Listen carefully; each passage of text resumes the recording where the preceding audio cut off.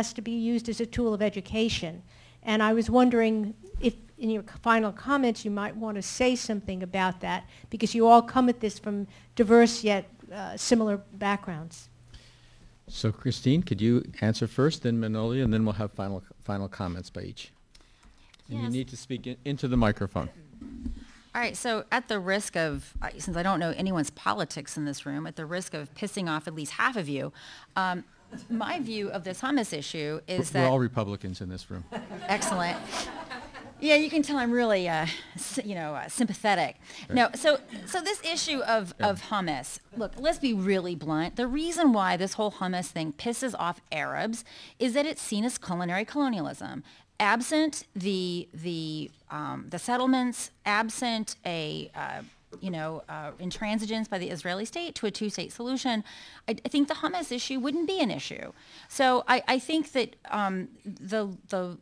the conflict surrounding that particular food item, and it's not just that one, it's also falafel. When you go to Israel, you're besieged by postcards that say falafel is Israel's national food. If you look at the demographics of Israelis, that's a pretty disingenuous statement. Borscht or something more reflective of the demographics should be on those postcards. And this gives rise to what I think is this difference between public and private eating. And countries promote a certain image of what our public food is. It's very different from the private food. And so I think the hummus is a really good example of how the lack of commensalism, it's symptomatic of a political problem. It's not the driver of that political problem. And so, since you asked me a question which is a sensitive question, I'm going to respond to it. If we really want people to stop giving a flying duck about the origins of hummus, we need to resolve the Israel-Palestine issue. Full stop. And that means these settlements, all of the things that we all know what the solution is, basically everything that Netanyahu wants to do, we need to undo. And then this hummus issue ceases to really exist. And then we can actually really appreciate one thing that I actually very much enjoy as I've traveled throughout the Middle East is actually the very rich variations in hummus. Everyone makes it differently. This idea of branding a hummus is sort of like Levi's becomes the stand-in for jeans, or Q-tips becomes this thing that you ruin your eardrum with. Once we take it out of the politics, by resolving the politics, we can actually enjoy the gradations and the variations that are very culturally specific. Going to the point of food as education, I agree. Like I said, I begin my South Asia class. I want them to think about the Raj as actually being the origin of the British Empire. Most people think of the British Empire as a bunch of white dudes hanging out on an island running the world. And in fact, all of the manpower, and there were men that were doing it, whether it was the security forces, whether it was the administrative services, the Brits could never have gotten to Africa had it not been for the Raj. The Brits would not have been able to have gotten as far east had it not been for the Raj. And so in my South Asia class, I want them to recenter how they think of British imperialism and think of the Raj really as being the center of that. And then to think about all of the different imprints that India's experienced through mercantilism, which is, basically multiple spice trade competitors vying for the pepper trade. That's how we end up with the Portuguese in any event in India. And so my first lecture in South Asia about resituating India and the Raj is also thinking about who are these different colonizing influences that brought stuff to India, and most importantly, what did they take out of India? And so I think as an educator who cares about this stuff, especially someone who works on South Asia and diasporan issues, it's very easy for me. And also when I'm hanging out with my niece and my nephew and we're eating at restaurants, I just like to discuss the politics. What are we eating? How did we get this? How did this come about? So I think it's and it's also kind of with the exception of some foods like this hummus issue, we can talk about slavery through food. How do we get some of these interesting food items coming out of the Caribbean? It's because of slavery. And so we can have a pretty straight up conversation about a really evil history through something that at first blush looks to be so domesticated and harmless. And I think we should take this opportunity to do that. Manolya? Thank you for that question. Actually, so in that same piece, you guys can go to fi2w.org to read more about that piece. In that same piece, we talk about some of Central and South American women, largely women, in uptown New York, who have banded together and created an organization to advocate and to educate their their neighbors who are doing this work and or who are purchasing the food from them. And also, they're working with the Street Vendor Project as sort of like a collaborator to fight on the city council.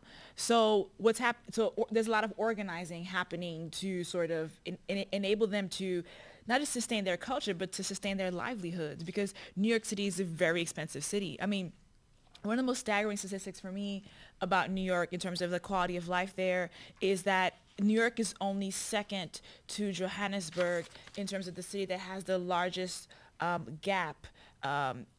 income gap in the world, So what does that mean? That means if you go to, no matter where you are in New York, you may be living in a different kind of part of the world actually in New York, where folks are living hand to hand. And so food becomes a way to just sustain yourself. So you're buying some of these cheaper foods because that's all you can afford. And as Eliodora said, she's choosing to sell the food to get some sort of freedom to make a living, because she doesn't want to go work at McDonald's to get exploited, right? So to Christine's point about the history of exploitation around culture is really, really evident in New York's food landscape. What you're seeing, though, is as a lot of the members of different diasporas, as they spend more time in the States, they sort of formalize what they want the world to see of their cuisine. So for instance, a place like Brooklyn, a huge Caribbean population, you will find there's a great little spot called Sugar Cane. It's in Park Slope. So it sells usually like Anglophone Caribbean food. So you can get some really good roti there, some jerk and stuff like that. But the way you get it there versus the way you get it in Flatbush, right, or the way you get it in Orient Heights is very different, and it's also less expensive because the restaurants that are selling it in those neighborhoods, they're selling it at the price that people can afford to live in those neighborhoods. So what you're seeing now is a diversity of New Yorkers who are of the diaspora, who maybe have been there for 2 to 3 generations, who may have more money. They want their cuisine to be shown a certain way. I will say this, though. One of my issues as a Haitian person who eats, I cook my food for my culture, and I eat out at Haitian restaurants. One of the problems I have a lot of the time is the actual who actually starts a restaurant. It's not someone who knows food well. It's usually somebody whose grandmama knows how to cook, and they're like, oh, you can cook? We want to start a business? So, okay, let's start a restaurant. One of my biggest things is when you walk into some of these places, they actually do not feel like the homeland they're trying to portray as a cultural entry point, right? So what you're having is colonization and the migration pattern really impacting how people portray their cultural identity to their neighbors as they're trying to make a living. It's at conflict. The cultural identity is at conflict with itself. The peace component, I will say this. Now, this is my gearing towards education, food as education tool. The peace part of it is the humanity, because you're going to go break bread with someone, and in vast majority of cultures, that is a communal experience. Whether you're sitting at a table, or you're sitting on the floor, whatever have you, it's a very communal experience. So in your westernized, aesthetic or cultural upbringing, you have to humble yourself to really enter that person's cultural space. And in doing so, you're coming to learn. Because you don't know the language, so you have to learn how to say the menu, you have to learn what's hot. I'm also not an advocate for making things less spicy, just not eat it, But so in terms of education, if we think of these food producers as cultural production, right? As cultural producers, the way we invest in them, the way we approach them are very different, and it can begin there at the restaurant, or at the home, or at the place where food is served. Some of these conflict resolutions can begin there in a very local and human way, but also to Christine's Kumbaya point is really important. Diplomacy is about furthering that particular country's nation states' goals, right, around the world. So I will challenge you on this one point, Christine. You said that there are no formal empires. I would disagree. I think the United States is the world empire right now. At least someone who is on the receiving end of the imperial help. I'm being from Haiti. A lot of the folks from that part of the world, at least the global South, they consider the United States an empire. Okay, so we're trying to figure out how can we sort of promote the ideas of democracy and share understanding as this new kind of empire. Well, you cannot separate the imperial identity of a broad place from the way it approaches any culture. Whether, so food, because it appears so human and so primordial, you're like, oh, this is a simple thing. It's presented to the public as a simple thing. However, how we grow it, how it gets to our plate, how we approach it, is in fact informed by the way our imperial understanding of ourselves our place in the world as Americans.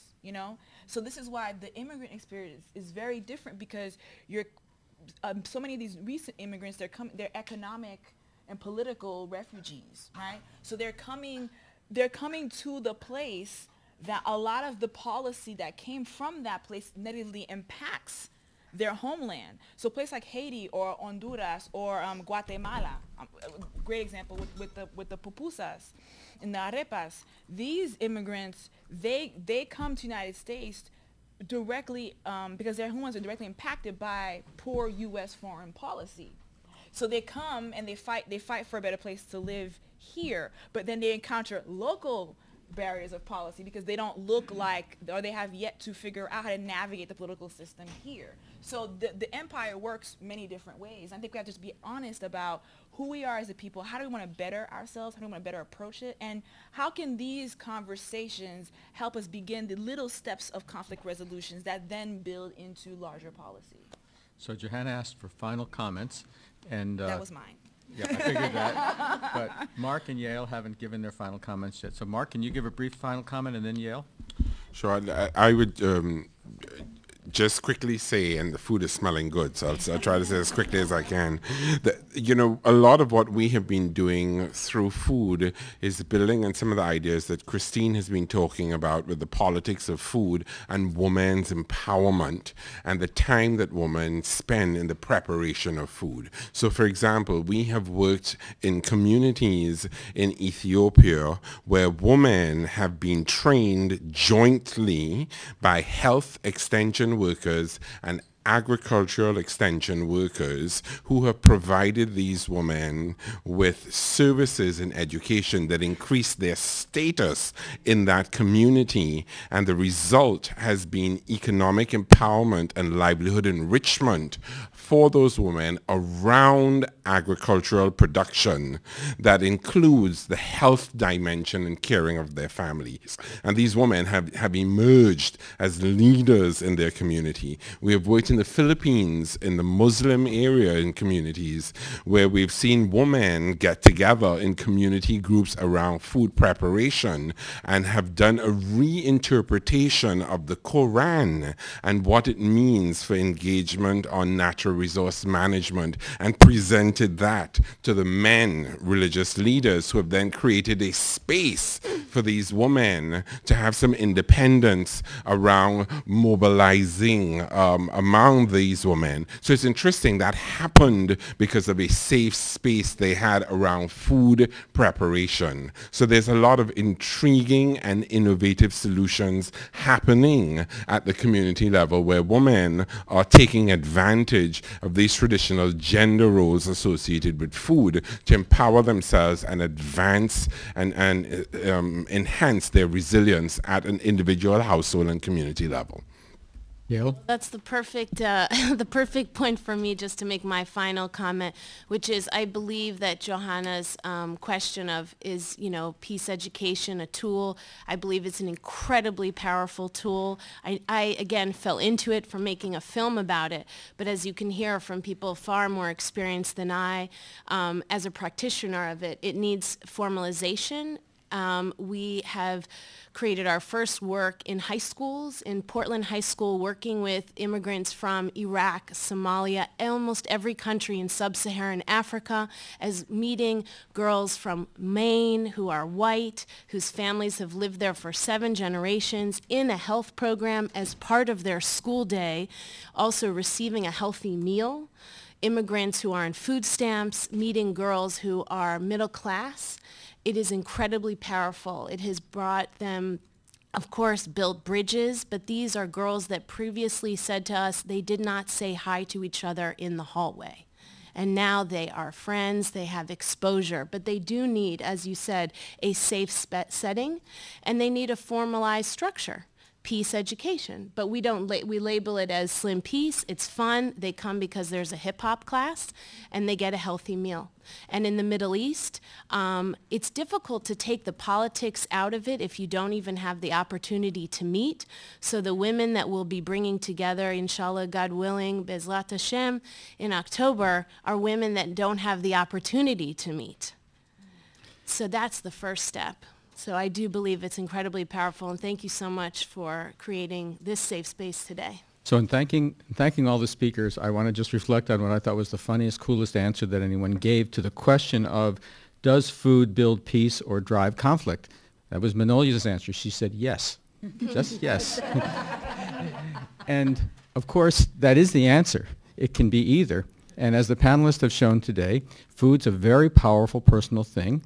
If there are reasons that you want to point out that there's injustice and get people thinking around conflict, you can go with food. And Christine has certainly shown us some good examples of that. If you want to bring people together and think about what people have in common, how they can come together, or celebrate the kinds of struggles that diaspora people go through to build their lives in new places, food's a wonderful way to do that, as Manolya has pointed out. So I want to once again thank all of the people who presented today, and I want to encourage all of you, while you're eating your food, to think about how you're going to use food when you push ahead with your own projects.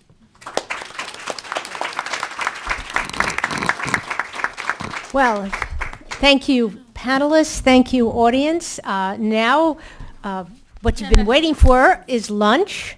And I think it's always a hard job to be a panelist before lunch. We have our buffet, I think, which is set up by Chef Carlos Cesario and the many cooks that contributed to that. And so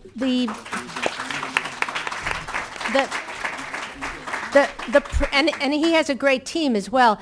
The protocol is please take a plate.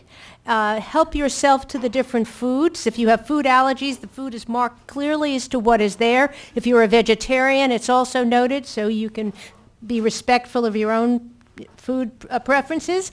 And there's dessert and liquids, beverages on the right side. What we'd like to do is reconvene by about 1:25, 1:30 at the latest for the conversation with our wonderful chefs and Tim Carmen of the Washington Post. So enjoy. Restrooms are out to the right if you need them. Coffee is still outside.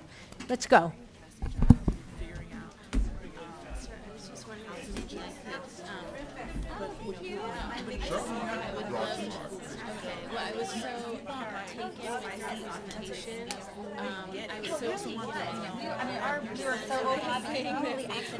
It's amazing how much smarter he is than I am. But Easily, all the lunatics around me, but the non-lunatics seem to have the all mitigation grants. Does this internet? Whose internet? I think George's. No. I have a website. Chrissy, what happened? Can you just like give him your thing, and then Also, too, some of these cultures, they don't look at restaurants as a sacred space.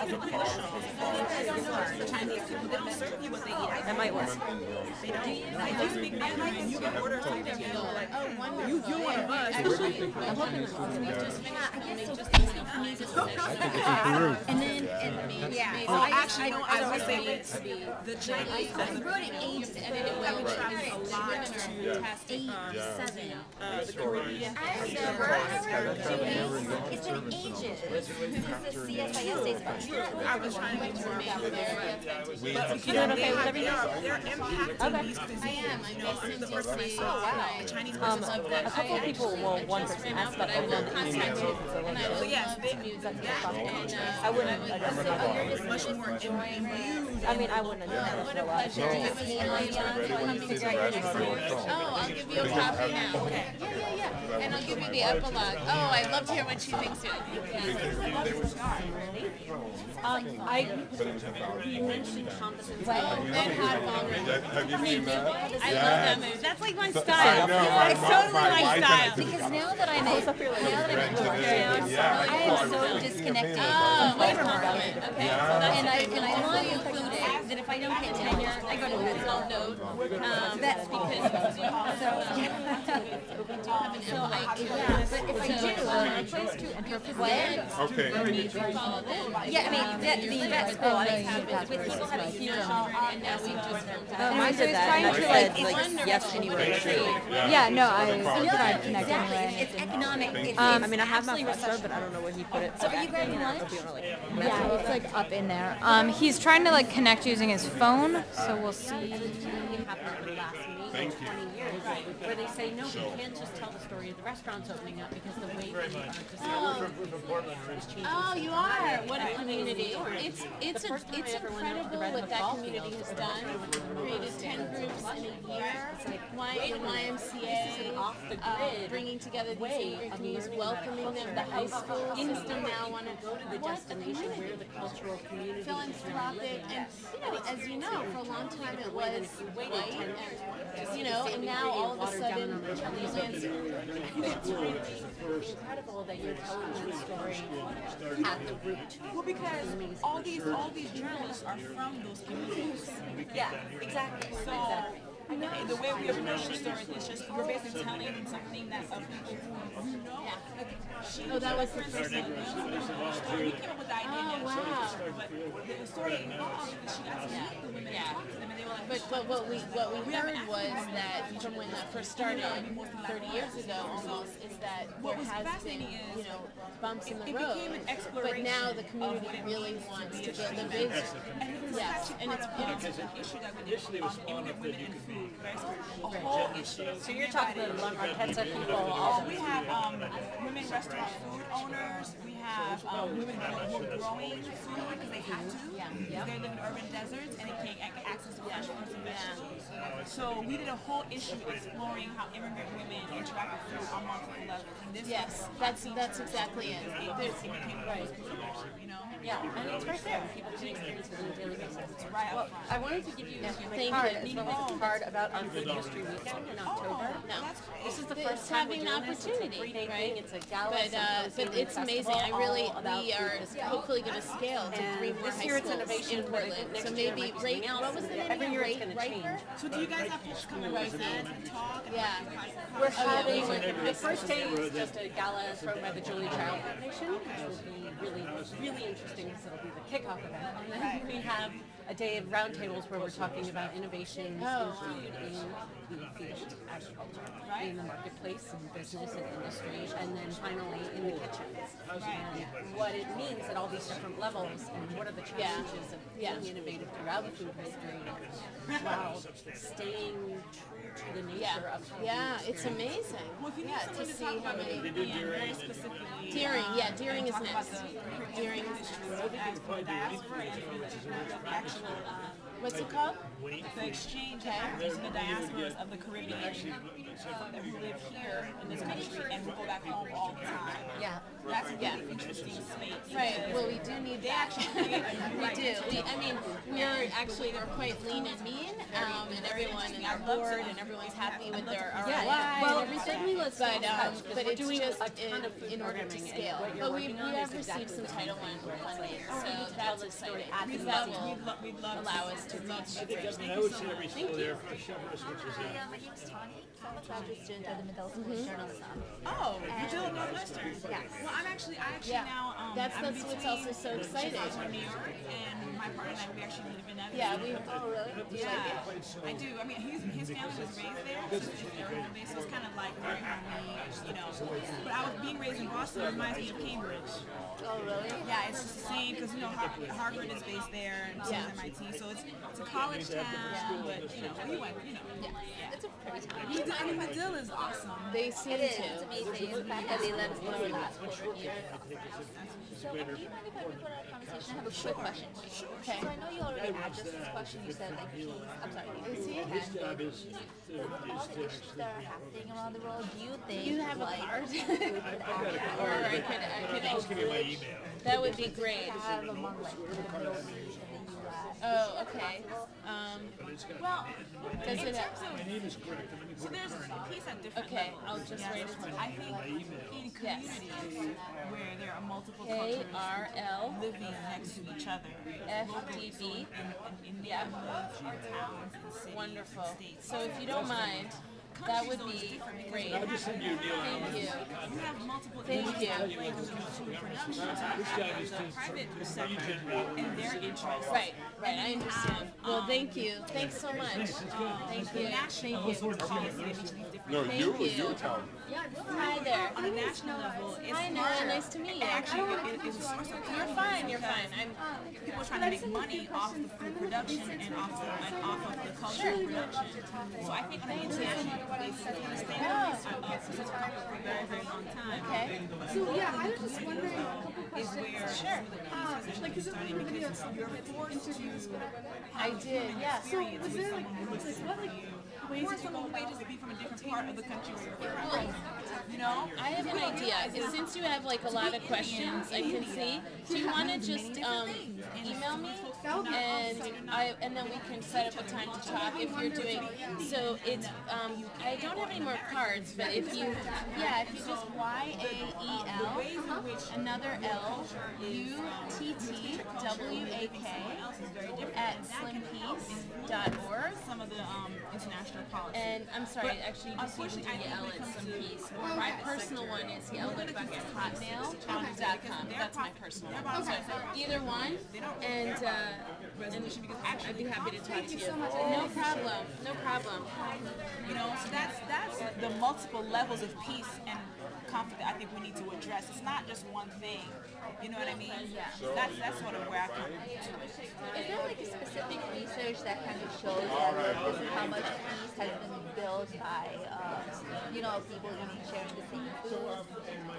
I think Johanna actually, because this is her field of study, Johanna Mendelson, who actually put on this conference symposium, she actually may be the best person to answer that question because she's done some of that research. Thank you so much for your time. I really appreciate it. I'm glad we have something in common. Thank you. I'll get a quick hug. I definitely want to go. I have to go. You have my info. I do. I definitely will. Let's talk about you coming to New York. I would love that. It was a pleasure and honor. Thank you. Sorry, I'm like letting food down right in front of You're you. smart though. You ain't got your food, and then Yeah. you can talk. Exactly. See? Smart. Yeah. It's really nice to meet you. My name is Cuisine, and Is it Bowie? Yeah. Yeah. and I did. Where are you from? Where do you think my family's from? Okay, For that last so because I was raised in a very diverse place, I tend to always ask and not assume. Yeah. But I'm going to say Korean. It's Vietnamese. Because I was thinking, I'm looking at you and I'm like, she looks like she's South, but the last name threw me off. Yeah. My skin's a little darker, but. Right. But that's why I thought maybe because I know it's further south. Yeah. You get darker, and your My features, nose. your nose. My nose is a little more like button. Right. It's more like a black nose. So that's sort of how I. Yeah. So yes. Where exactly in New York did you grow up? Well, I actually was raised in Boston. Oh, but I spent a lot of, I was born in Brooklyn, and I spent a lot of, summers, and I trained as a dancer in New York, but I spent most of my time in Brooklyn because that was the heart of the Haitian community. It still is a major I'd say center. If you want to learn more about Caribbean, you know, culture, you go to Brooklyn.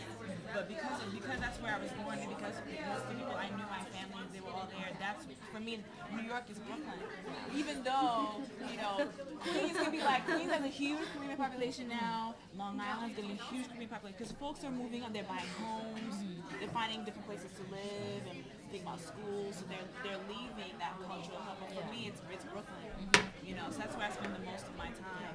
What about like the different, like, so like for example, if Koreans open restaurants like near each other or like, you know, within distance of each other, do you see any conflicts, like inter-ethnic conflicts? Yes, but it happens for different reasons. So sometimes, I think sometimes depending on when folks came, it's multi. Go ahead, please. It's multi-proprietor. It's one proprietor that owns multiple businesses, and so they figured out, you know, I want to sell the more fast foods, I want to sell the sandwiches, and all that.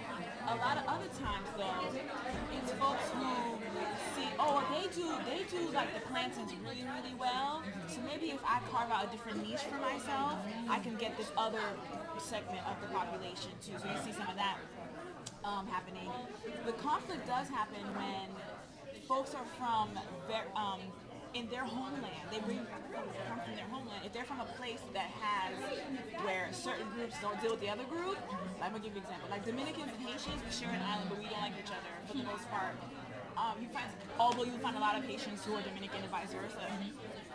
So we don't live near each other in most of the other places where these two populations live. Like in New York, for example, where Dominicans are the number one immigrant population and Haitians are like fifth. They live uptown. We're in Brooklyn. We're in Queens. And if we're in Queens, we're in like, you know, we're in Carroll Gardens. We're in Jackson Heights. You know what I mean? They're in Jackson Heights. You know, so what you do find conflict is folks that were close together and didn't like each other from back home. They bring that with them. Yeah. Do you see that changing though? With the new generation? Yes and no. Yes and no. It's very gradual. It takes time because what happens is your parents teach you what you know about the world, and so if you have a parent who's racist and say things like, like for instance, I'm just going to use this one because I know it the most. Like Dominicans, even though they're the darkest of Spanish speakers, they don't consider themselves black. Whereas in Haiti, the word for person is black. Yeah. So we have a very different identity. Even though we look alike, our foods are very similar. Our music is very similar. The way our ancestral, our traditional religious features, all that is very similar. Our identity is very different. Who we think we are in the world is very different. Haiti's the first black republic. The DR, they asked for the U.S. to come annex them. You know, it's just a very, you know, so because of that, what happens is too, there's a lot of sort of racist and things that happen between. So to be considered Haitian, if you call someone Haitian, you call a Dominican person Haitian, they look at you like it's an insult. You know, even though they may actually look like, you know. So I see that a lot. I see that a lot happening. You know, like Bangladeshi versus I'm sorry, not Pakistani versus Indian. Yeah. You know, but I know an Indian Pakistani restaurant. And I'm like, how is that even happening? I know one in Chicago, you know, for example. So they bring the conflict with them because they're people, you know. They bring it with them, but they can put it aside for momentary things like soccer, because soccer is the god of all gods. Oh, muy bien. That's it. Oh, that's great. I go to Haiti about every month. We have about 5 projects. Your name's so familiar. Jose Andres' nonprofit. Yes. Kitchen, so he started there. Paul Altador, the ambassador, is a very good friend of mine, and so I'm like, I know the name. So you guys helped organize the the event that they did at the embassy when they featured Jose? Yes, yeah, we did something there. Yeah. Most of this, who we are in our show is chefs. I bring chefs to Haiti, Africa, and DR right now. And Right. all of our projects are building kitchens, training people in sanitation. Yeah, that is a whole other aspect to cultural diplomacy that doesn't get talked about. Yeah. Because it's actually about the food. That's the difference. It's about the food. It's also creating jobs, uplifting Right. people out of, empowering people out of poverty in a very practical way. Right.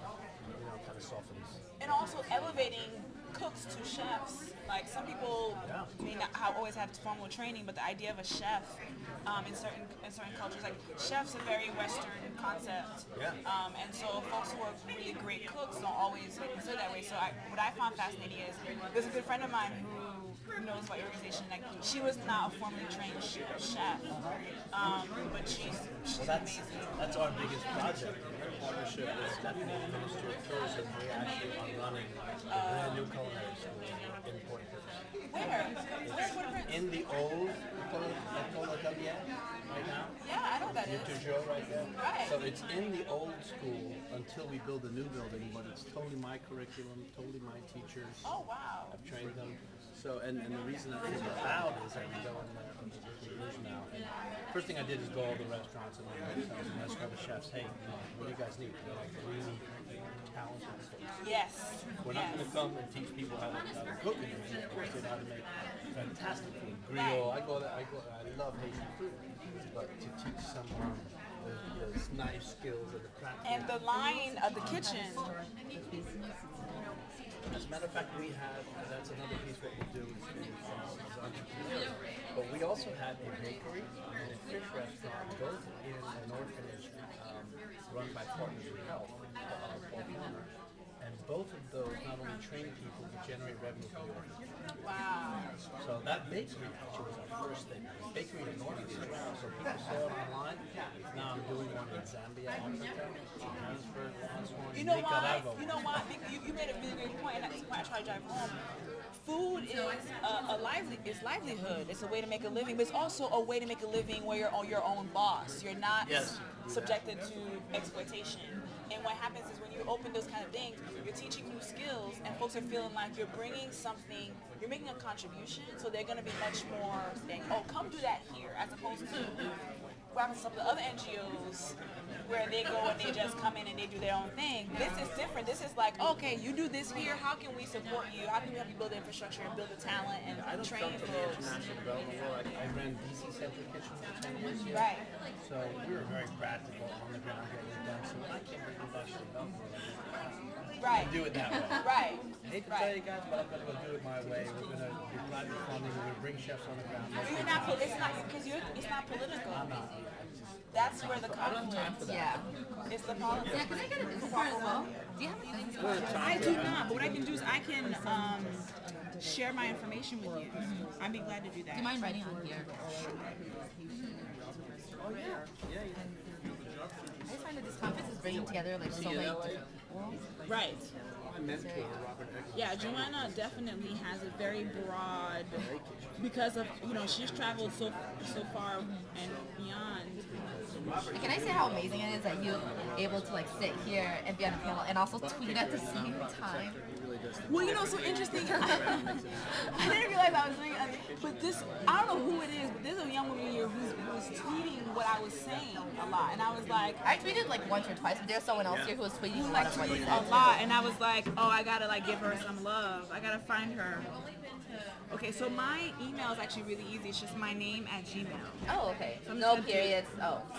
Well, you don't. In Gmail, if you have a period, it doesn't matter. Oh, really? Okay. Yeah, actually.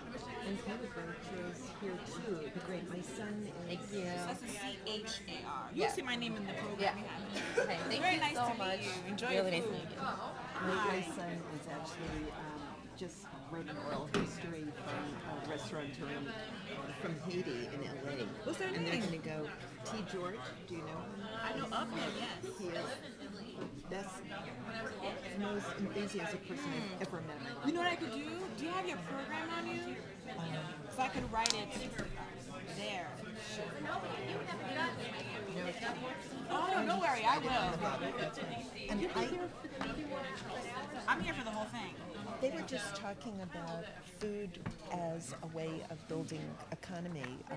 Kitchens that Brian is doing and setting up, and that's really thank you for that. The reason I was standing here, not only to say you were fabulous and I enjoyed it so much, but in Burlington, Vermont, there is a whole group that's trying to start kitchens for all the food truck people who can't afford. They're still trying to get it off the ground. But thank you.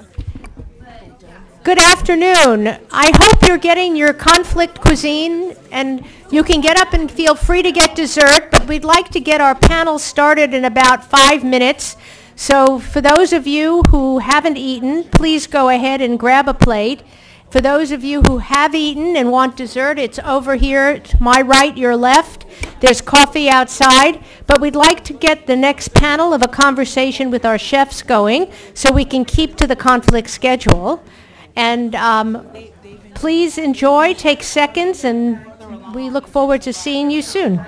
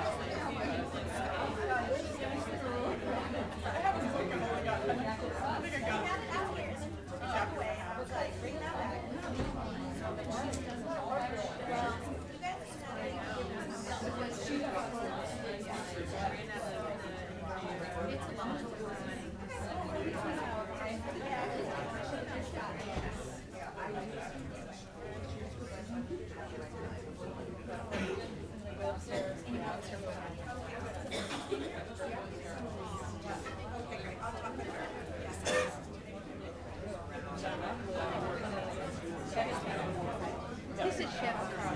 How are you? Nice meeting you.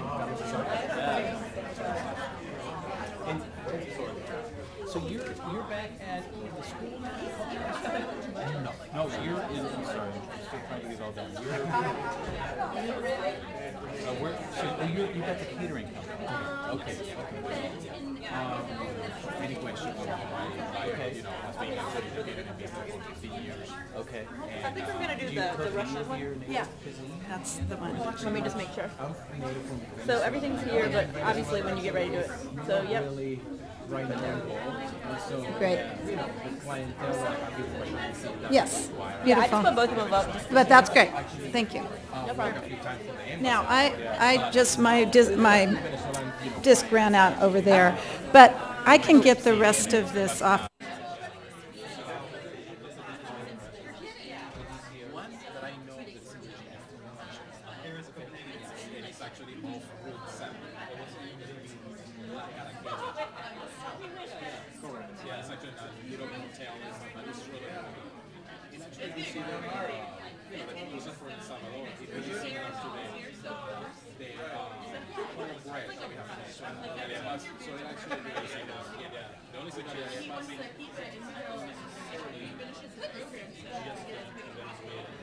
Share between Colombia and Venezuela.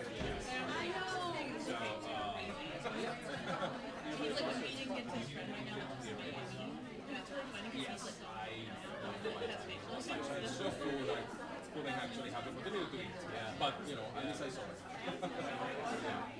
So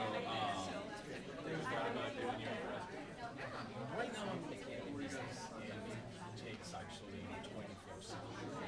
So you know, but yes. Hello? Okay, we are now 10 minutes over. So if you could take your seats, take your food, feel free to get up for seconds. But could the panelists come forward?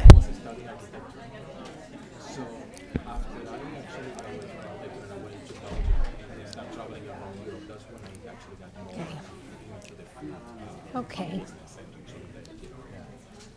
Okay. Well, for those of you who were not here in the morning, you're at the Conflict Cuisines Conference, and the question is the kitchen a new venue of foreign policy?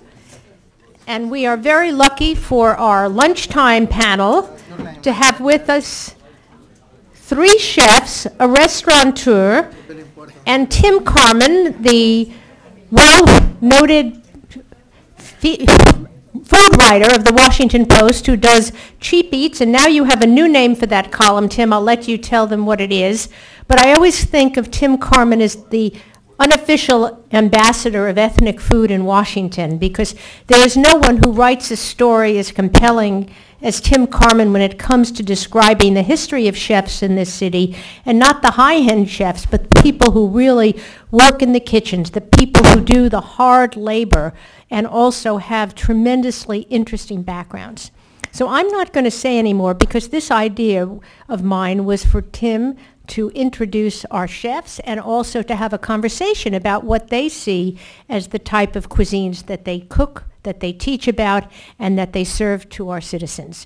All of it actually symbolic of the trust we have with the people who feed us.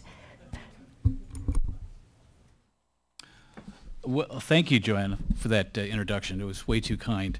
I have just met the chef, so I would like to meet him myself. So if we could, from Carlos, Chef Carlos at the end there, if you would just introduce yourself, and what I think what many of us would like to know is, like, what brought you to the United States and how did you get into food? Like, did you come here by your own decision, or was there some conflict in your native land? Or, you know, whatever the story is, I think, you know, there's always a good story behind what brought you here and why you decided to get into food. And then we'll just go right down the line. Thank you. Well, yes, it was actually a conflict. My family didn't want me to come, so starting from there. And you're from Venezuela, correct? I am native from Venezuela, and I was actually an architect. And after I went to do semester abroad, I went to Belgium, and I started traveling around Europe, I got more interested in food and all the delicious ingredients and textures and actually, really related to architecture because you actually can build your own plate, okay? So that's what get me interested more in cuisine. And I did have the opportunity to actually apply for a job here and was architectural job. But actually I ended up getting one cooking. And that was 15 years ago. So I did have a really good teacher. She was actually assistant of pastry chef, actually, Roland Meisner from the White House. So the kind of cuisine, international cuisine and American high-end cuisine that I actually learned get me where actually I had more opportunity to expand my horizons and go more into Mediterranean and Asian. So because I'm in the catering business, I'm not limited to one. It's always a learning experience about the mix of different ingredients and countries, actually. Yeah. You studied with Roland Messier? No, actually my former boss was his assistant. Okay. Yes, and then of course I learned from her. So it was really a good school for me, during 10 years and then gave me the opportunity to then expand my horizon and open my own business as a caterer. Great. And next I believe is Chef Ramos? Is this okay, this distance? Chef Mariano Ramos. My parents came here from Mexico as professionals, environmentalists working for World Wildlife Fund and subsequently the World Bank, managing projects all over the world. I found myself in elementary, middle school, high school, college in American society, and my turn to food was an identity question to myself in regards to how I wanted to represent myself and what it is that I wanted to do for the rest of my life. I have a degree in computer engineering, that's what I studied, but it was food that actually included all of who I was and not just my American side. So I switched. I studied at l'Académie de Cuisine with Roland Messier as well, and all those pastry chefs. And now I'm teaching at Carlos Rosario International Public School immigrants to better their jobs and better their lives, which is what a lot of this conference is about. And where from Mexico? I was born in Jalapa. Soy un jalapeño. Jalapa, Veracruz. My parents, through their research in environmental sustainability, took us to San Cristobal de las Casas, Chiapas, which is a central location to a lot of the jungles in southern Mexico. And that's mostly where we reside nowadays. Excellent. Mr. Alifam? My name is Salashi Alifam, and I'm an Ethiopian by birth. I came to the United States in 1970, going to school. Nothing to do with food or beverage. And I went to State University of New York at New Paltz. During that time, I was recruited by Marriott. And went to California and became basically a caterer, a food person in general. And then I started my very first job with them as a banquet manager. And then from there, I got really into the food. I've always enjoyed. And in fact, when I first came to America, I've always been a waiter or a dishwasher or something to do with food and beverage. And what I liked the most at that time was pleasing people, seeing people smiling, telling me how great the service was, how great the food was. And I therefore retired after 23 years from Marriott Hotels and got into other financial services business.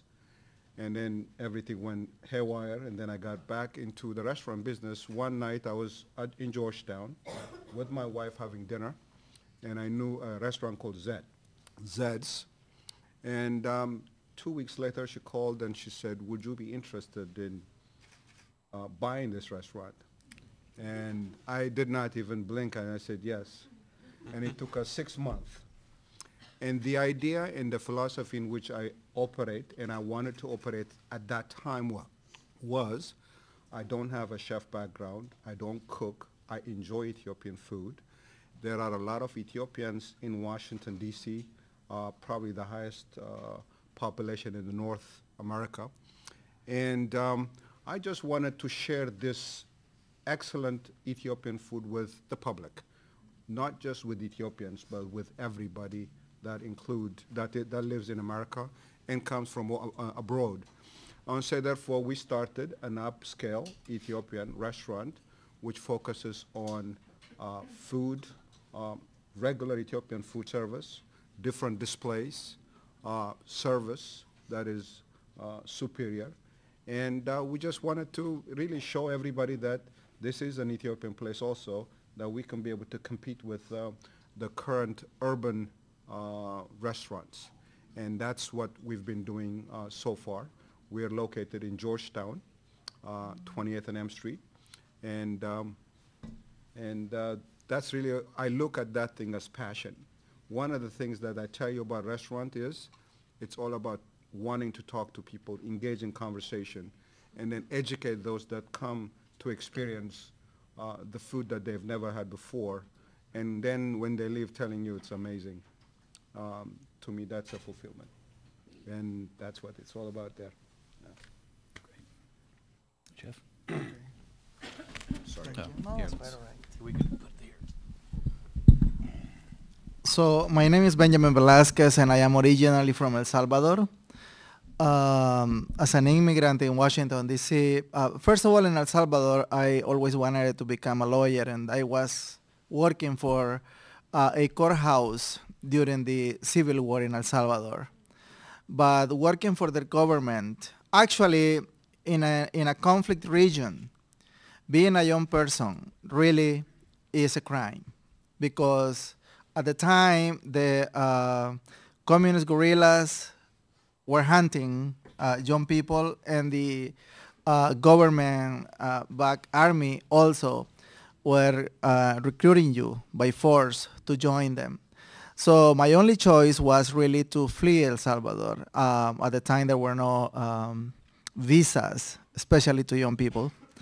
So we had to immigrate illegally, you know. The best choice was the United States of America.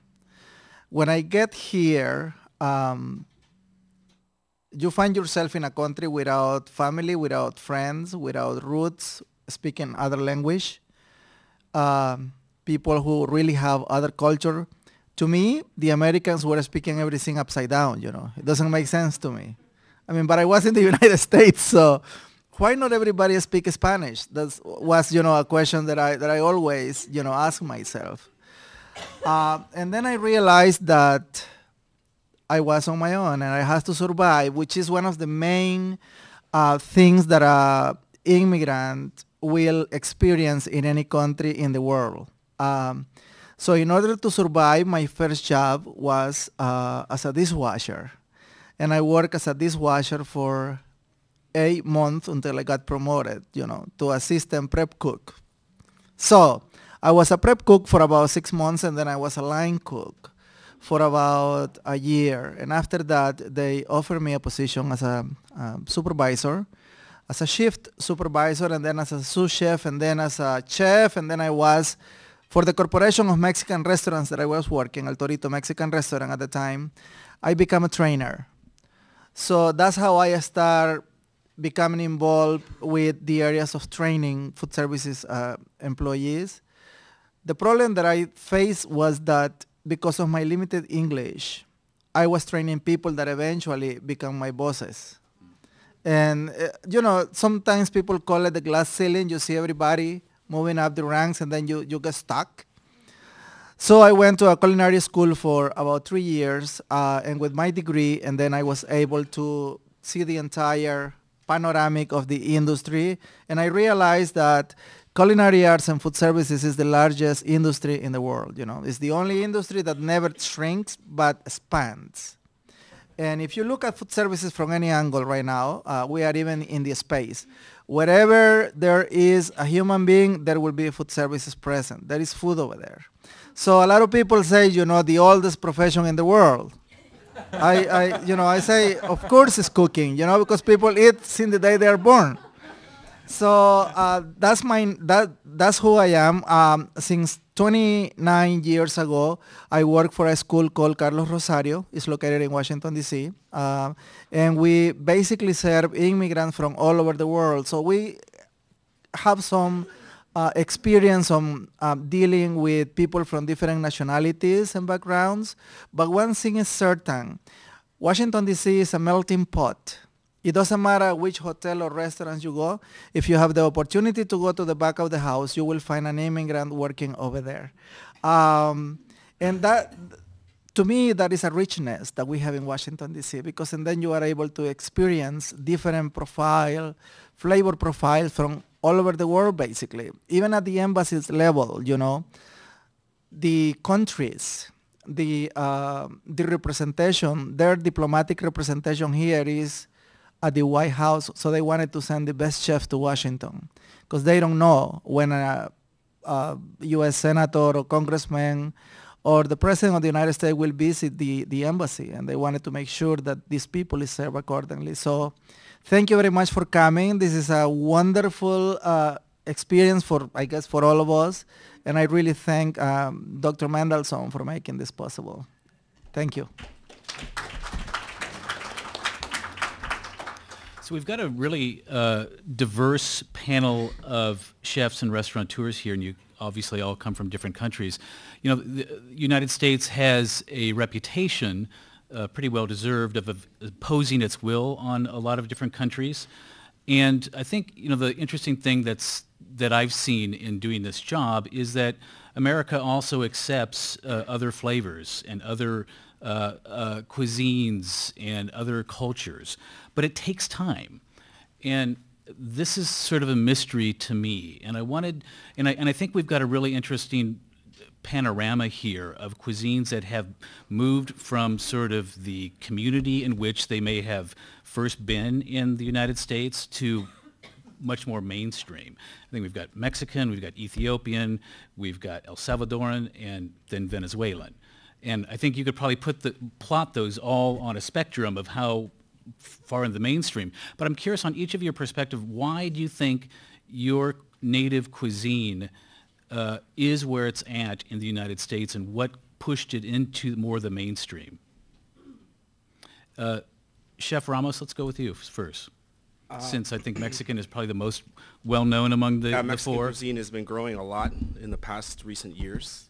A lot of it has to do with the availability of ingredients, and also a lot of the education that comes with eating a food that might be upsetting to you in terms of spiciness or bold flavors. In authentic interior Mexican food is derived a lot from the indigenous culture that we come from. And in moving north, it has entered it more into the realm or the palate of the American diet, and it's changed a lot. But now it's coming back full circle because we are actually in search for those cultural experiences that bring us authenticity, as we've been discussing in here. And so now a lot of people are searching for authentic Mexican food, which takes them back to the interior of Mexico, and we're re-exploring the cooking techniques that we use, and also the ingredients that make our food to taste the way that it does. Thank you. Mr. Elefon?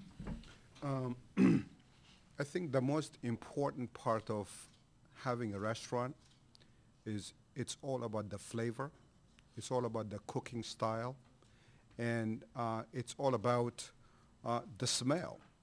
You know, I always tell my customers I have a menu outside, and the menu basically does not have a price. I want them to come in, look at a price, and then really smell, and then see what is that they need to explore. Because our food is really all about exploration. And what we're trying to do is, there are many Ethiopian restaurants in Washington, D.C. Many of them are located in certain demographics. However, if you come to the urban side, we are also forcing people really to come in and just, you know, experience what is that we're smelling, what is this food is all about. And our best customer obviously is the person that's never been to an Ethiopian restaurant before. because they really don't know what they're going to be getting into. So therefore, the cooking style is very unique and different. We don't have a recipe per se. One cooking method here and a cooking method here is never the same. So therefore, the experience is really all about the hand of the chef that is making the food. So therefore, what we do is basically present that to our customers so that when they come and taste our food, they want to say, wow, that was great. Because they never really expected it.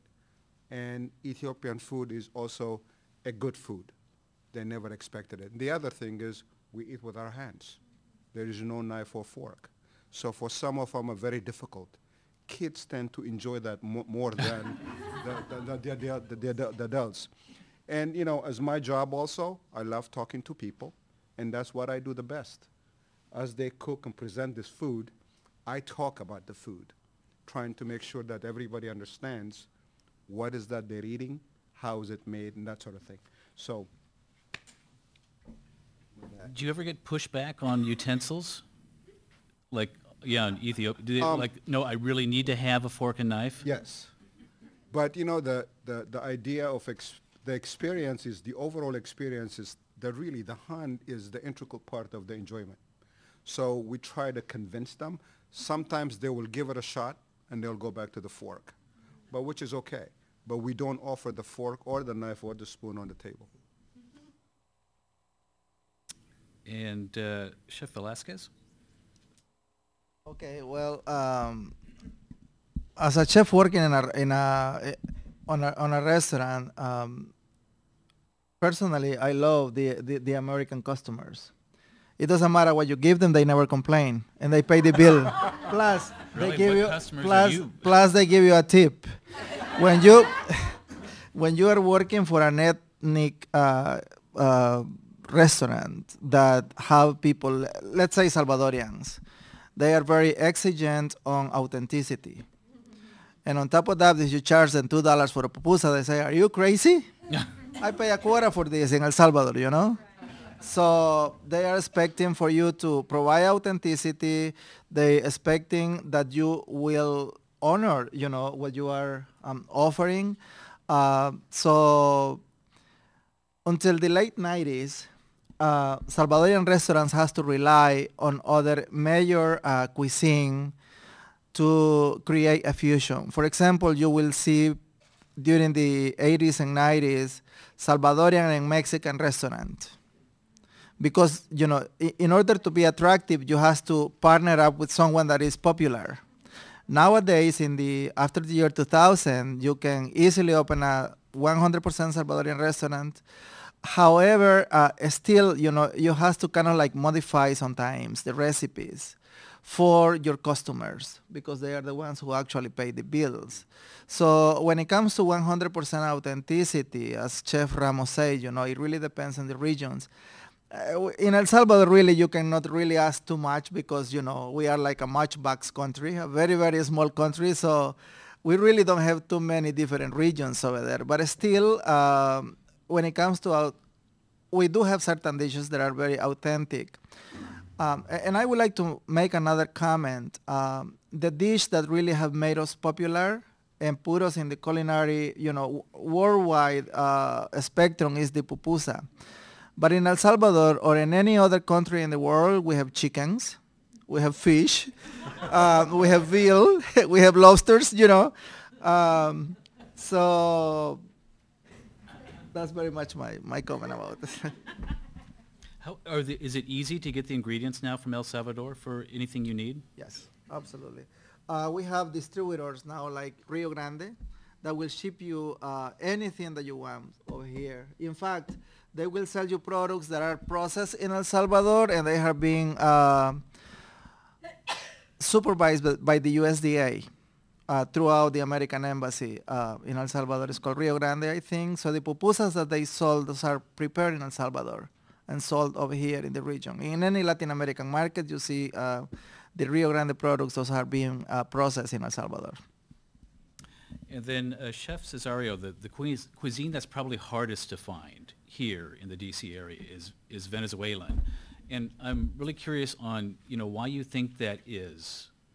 When I moved here 15 years ago, really were not too many Venezuelans in the area. Of course, they came Chavez, and now, there are a lot. So, so I think that will change, in the coming years because you have, when you have start your restaurant first, you will have the same people that actually is used to eat your food, right?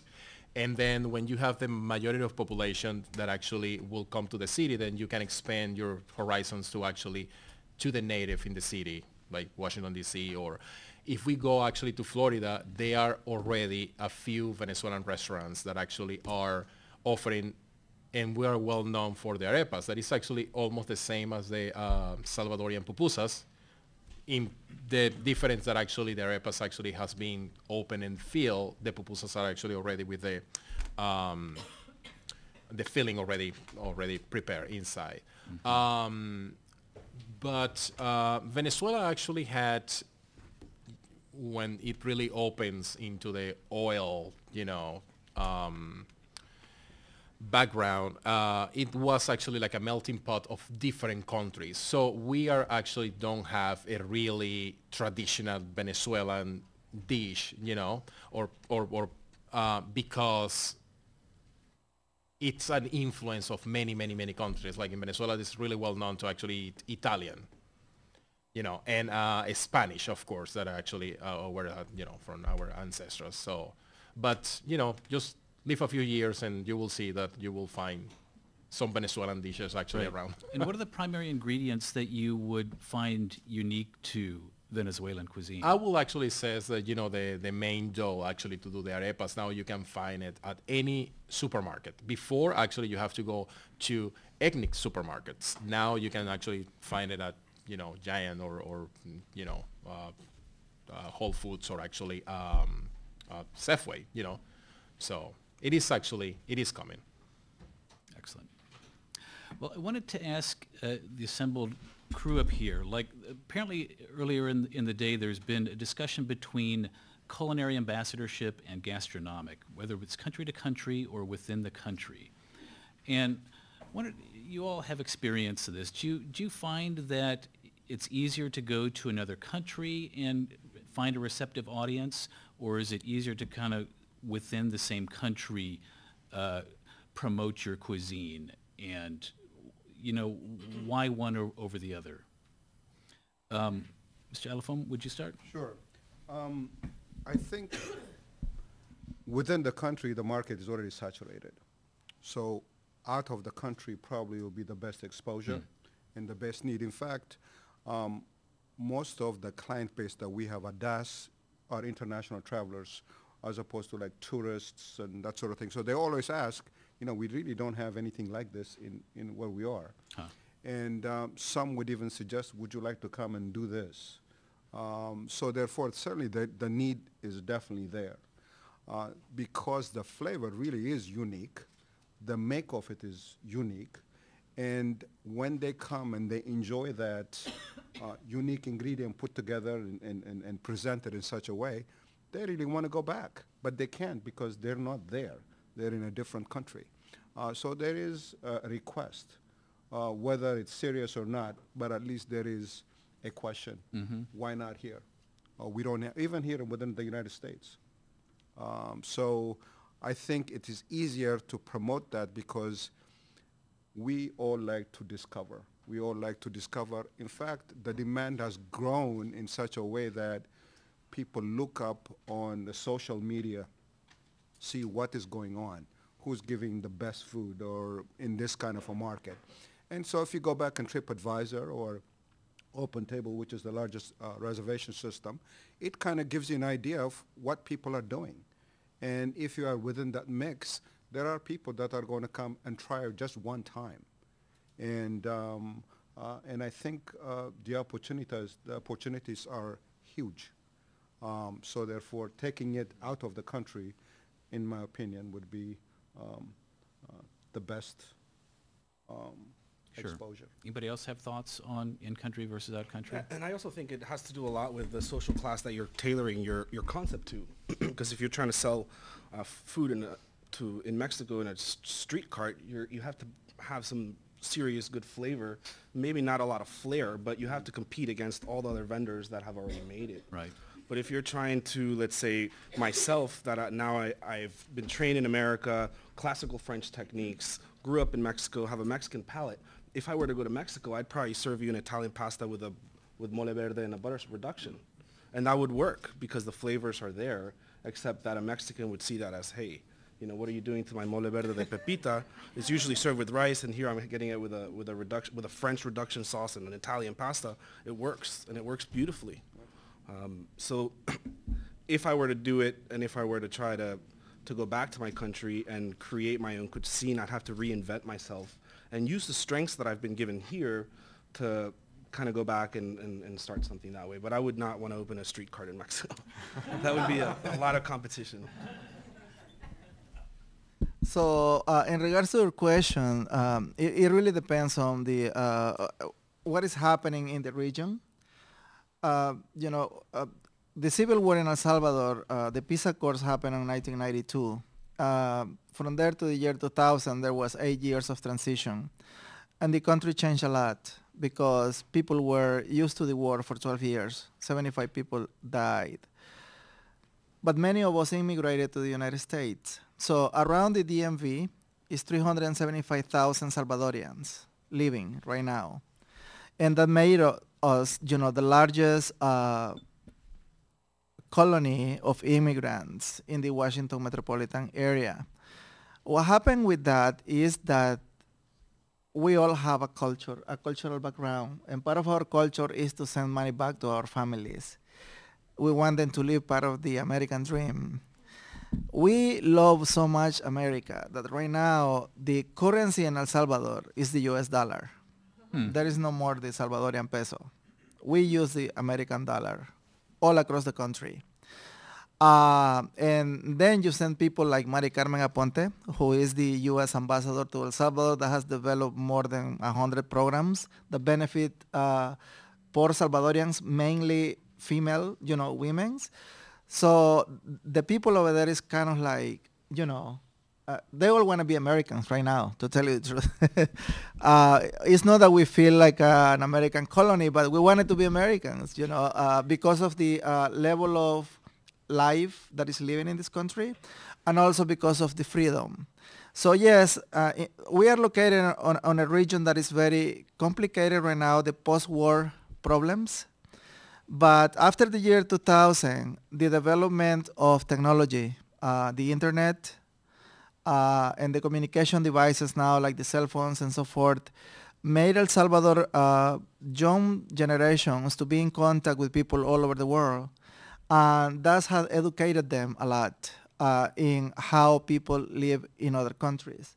So at this point in El Salvador, there is more than 20 different culinary academies that flourished around 6 years ago, making it the biggest country in Central America with culinary education. They call it Academias Gastronómicas, and we have students from all over the region in Central America. Central America, we don't have oil, we don't have precious stones, so we only consume. Everything that we consume over there, for the most part, commodities are imported. Yes, we have agriculture and we have, other natural resources, but in general, the majority of goods, we imported them. So now the country is thinking to prepare the new generations to export them with better skills, to go to other countries, like in the ship industry, in the vessels, to export labor force that is already prepared in the areas of culinary arts, in countries like the United States and Europe. Jeff, do you have any more? Well, we were talking before that actually now that, for example, Venezuela is opening more for a necessity actually to develop themselves in something that is not just coming from the oil. We are rediscovering actually the real natural sources as actually the fresh ingredients that actually we produce in the country, and then has developed actually the food into the same country and try to actually expand into the new horizon. So one question I wanted to ask you all, there's a sense of when food comes into another country that very act of migration changes the food. The person is, you could argue, a different person in that country, maybe picks up different skill sets, has different ingredients. Is there a authenticity when a cuisine moves from one country to another? I mean, I think we all struggle with this idea, what is authentic Mexican? What is authentic Ethiopian? What is authentic Venezuelan? And is it even possible once you move to another country to have truly authentic food from your culture? That's a conflict. I'll take that one because I've been doing a lot of research on this subject, and it's part of the way that we at Carlos Rosario approach teaching students. It's led me down a path of about 6 years of research, the idea of being thrown into a classroom with some serious variables in the students, their skills, their language, their education, their age. I've been working on trying to find out if there's a blanket strategy to teach the people who have all these different backgrounds, culinary arts, to teach them to cook, something that's independent of them being able to read books very fluently or speak the language very fluently. And yes, I think there is that idea of authenticity, but I would say the question is, does it matter whether it's authentic coming to another country? Should it remain authentic, or is it evolving as it moves already? And is that change something that we need to embrace? In essence, the way that I start my culinary classes is I start by saying that what separates us from any other species in the world is that we use fire to cook. And what makes us similar within our humanity is that we all use fire to cook. Mm-hmm. All the cultures use fire to cook. The way that I've learned to look at cooking and to develop flavor is the idea of cooking techniques are an interpretation of how a group of people have interpreted the flame and used technologies that they've developed to work on ingredients that are geographically available to them. Like a nomad, if we go back to the time of the nomads. If I was a nomad in Mexico, I'd probably cook with volcanic rocks, heated, probably wrapped in banana leaves or corn husks, maybe under the ground. And the ingredients that are available to me are the ones that are physically I can reach. So if we define cooking that way, in essence, heat applied for a certain amount of time through some sort of medium, copper, steam, wrappings, on a set of ingredients, that is how I define cooking, and that's what I try to teach the students. Culturally, you could say that my culture is the way I've interpreted the flame, the cooking technologies that I've developed to use the flame, and the ingredients that I've used to cook with. So for example, if we go to Mexico, dried chiles, nuts and spices, tomatillos, for example. That is very traditional to Mexican cooking because those things are often native to them. Now that globalization has taken place and we're all the way over here where we're trying to decipher what is whose and whose is what, it becomes very complex because we don't really know, if the tomatoes used in Indian curries came from the New World, well, is that Indian curry or is it not? It's only been about 400 or 500 years that curries have really taken off because the tomato wasn't there to begin with. So that culture defines now themselves through curry, but that's only recent. It hasn't actually been that long that they've been able to do that, similarly to the way that Americans are defining who they are based on all the cuisines that are coming into their country and evolving. So when food moves from one culture to the next, the cooking techniques come with them, because those are the things that you sweat for behind the stove. Those are the things that nobody can take from us. What changes is the ingredients. I can apply tacos al pastor. Have you guys know what tacos al pastor are? It's something that rotates, open flame, and then you cut it. So the health department doesn't allow us to bring the taco al pastor technology from Mexico because it doesn't meet the health requirements. But we can use Middle Eastern gyro technology. So that's kind of the way that I would take my traditional cooking techniques, the flavors that I can build with the ingredients that I have available, and adapt a technology that's foreign to me to create a flavor that's more authentic than what I could have done if I tried to reinvent the tacos al pastor here, the technology here. Is the rotisserie that different in like Puebla or Mexico City? Where they're really well known? The rotisserie, they're like for the al pastor? Yeah, they're very well known, but in Mexico we don't have the same regulation as we do here in terms of the health department. So we can't import them. Just like we can't cook things underground here and serve them to customers. But I can take a tandoor and cook it in a tandoor, which resembles an earthenware. And then I can make a traditional flavor with an Indian technology in the United States with my Mexican ingredients and my Mexican knowledge. So yeah, the fluidity of the culture and the way that you define what right now I consider myself Mexican American, but maybe 30 or 40 or 100 years from now, the concept of what I have is going to be totally different. And I think that's okay. We need to embrace change to grow. Anybody else? We've got just a few minutes left to address the question of authenticity.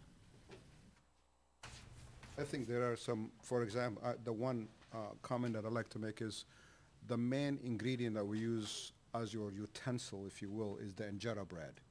The injera bread made in Ethiopia would be out of a single grain called teff. Teff doesn't grow in America, and it's very difficult to move teff from Ethiopia here every day. So what you do is you compensate by adding 4 different ingredients to make this one ingredient. Mm-hmm. So what happens to the injera itself? It gets a little bit heavier, and it will no longer be gluten-free. Tastes the same. So therefore, that is the compensation. I mean, you try to do the best you can to accommodate to the best of your ability as authentic as you can make it. And that probably will be the only way. And didn't at one point Ethiopia make it difficult to import some of the teff because they were not happy with some of the people who have fled the country? Absolutely. Well, not only that, they created a price hike within the country. Mm-hmm. And people are just paying whatever it takes to get the food here. So the government obviously stopped that transport. But right now, you can get it. Right. You still have to pay premium prices. But there are periods then where even after you leave the country, it can affect what you cook. Yeah. Absolutely. Well, just a couple minutes left. Anybody have a question that you'd like to ask the chefs? Yes. So in Anthony Bourdain's first book... Sure. Sure. In Anthony Bourdain's first book, Kitchen Confidential, he said that El Salvadoran cooks were the best in the world. I wonder, why do you think that is? Yeah. One of the answers that I can give you is that Anthony Bourdain have a very good taste. But the other thing is that, think about it, the Salvadorian population is 6 million people, and 375 of them, we are here in the DMV.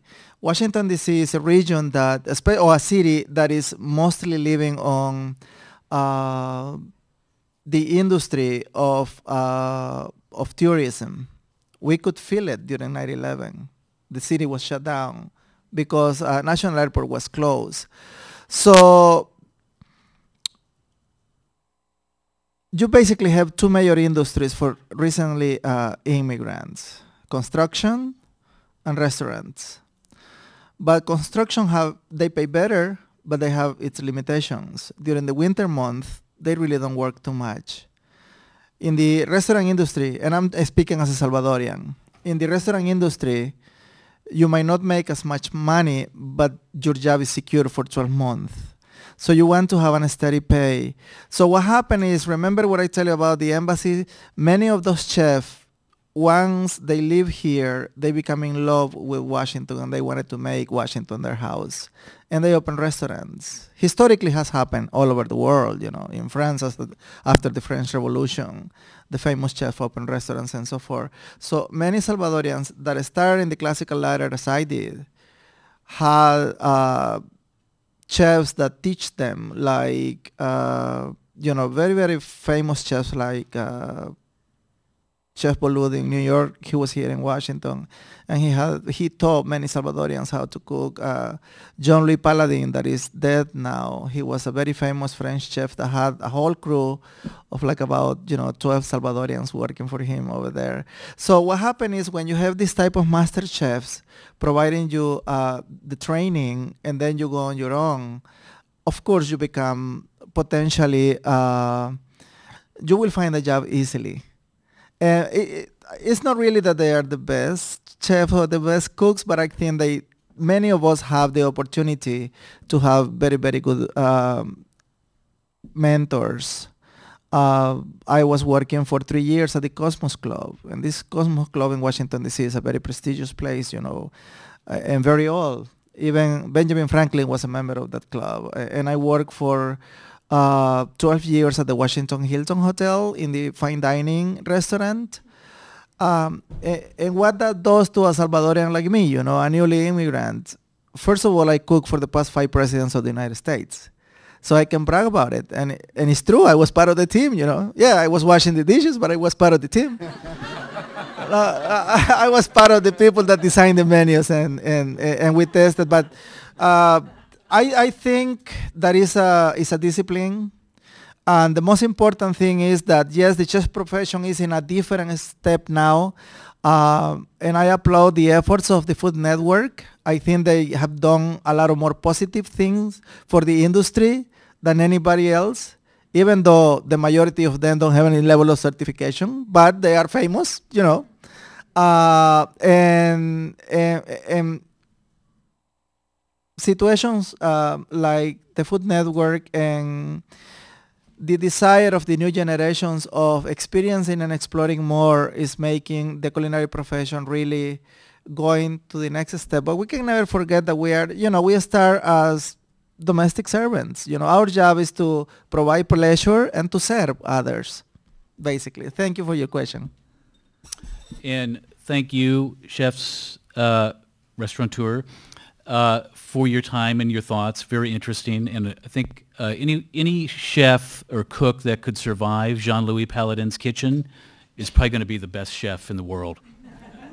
Thank you again. Thank you. Thank you. Nice meeting you. Likewise.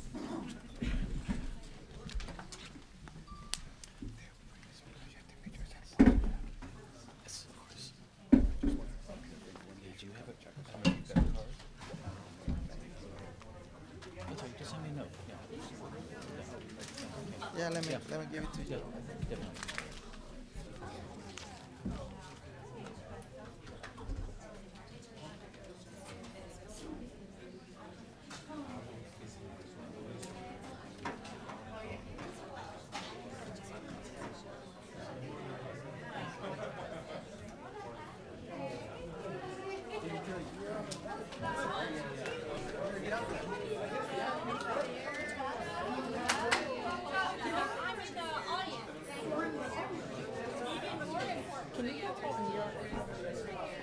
That I didn't get her document didn't go through.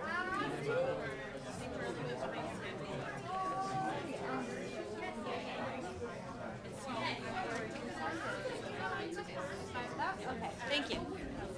Yeah. She said it's okay. She doesn't. I mean, you can look it up on your email. You're being trained, so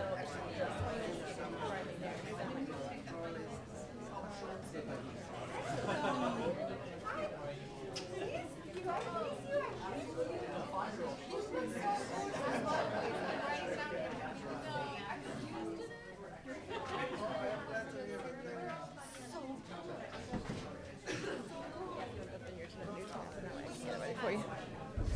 I have to open my email? Yeah, well then, and if you want to do it that way. Our time at UNESCO? Yeah. Tough time. That's when we didn't pay our dues, right? Yeah. When do we ever pay our dues? Oh, I don't know. It's crazy that we've taken this position, but.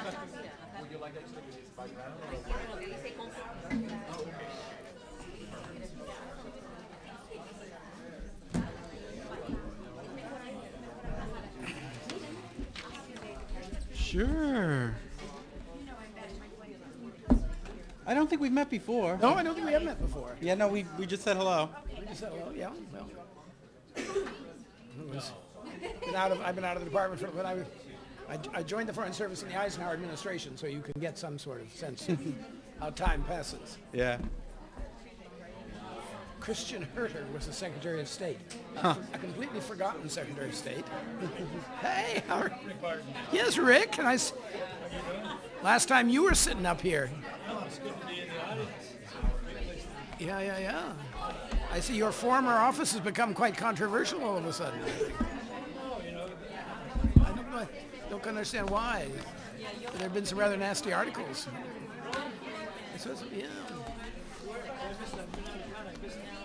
Well, I don't know. Somebody sent it to me. I get something from called Diplo Pundit, which spoke of a crisis. Yeah. No.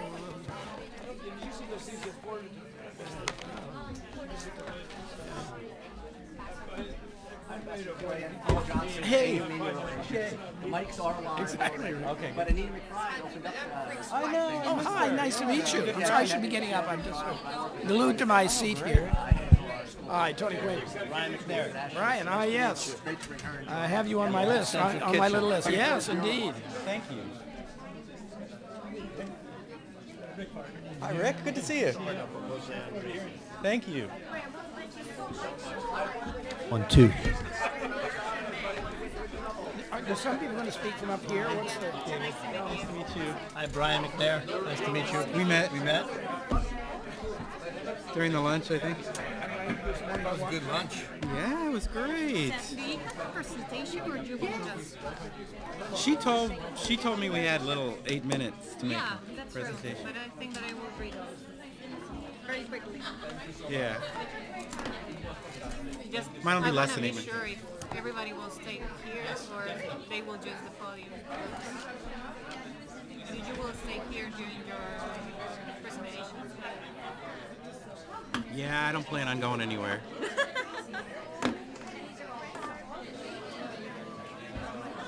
So you wrote a book? No. I work in the embassy of Peru. Oh, yeah. Okay. Maybe it's the first one over there. I think she did. Hello.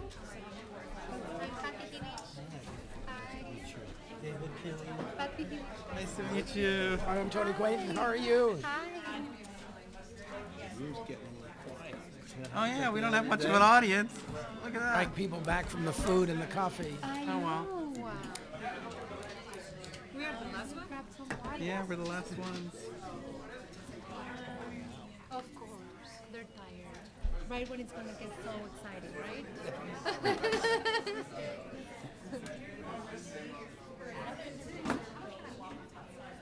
I'm going to run for a water. Do you need a water? I didn't know. No. I'm going to run for okay.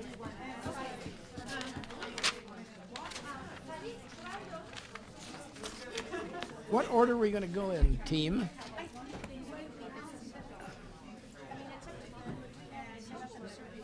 How are you? Well, no, it's set up in the order in which people are sitting. Did you get a program? I got a program, yes. Oh, is it? Oh, yes. All right. So, Adriana Velarde is starting, yes. And then Killian, so we're in the right order. And then And then Brian.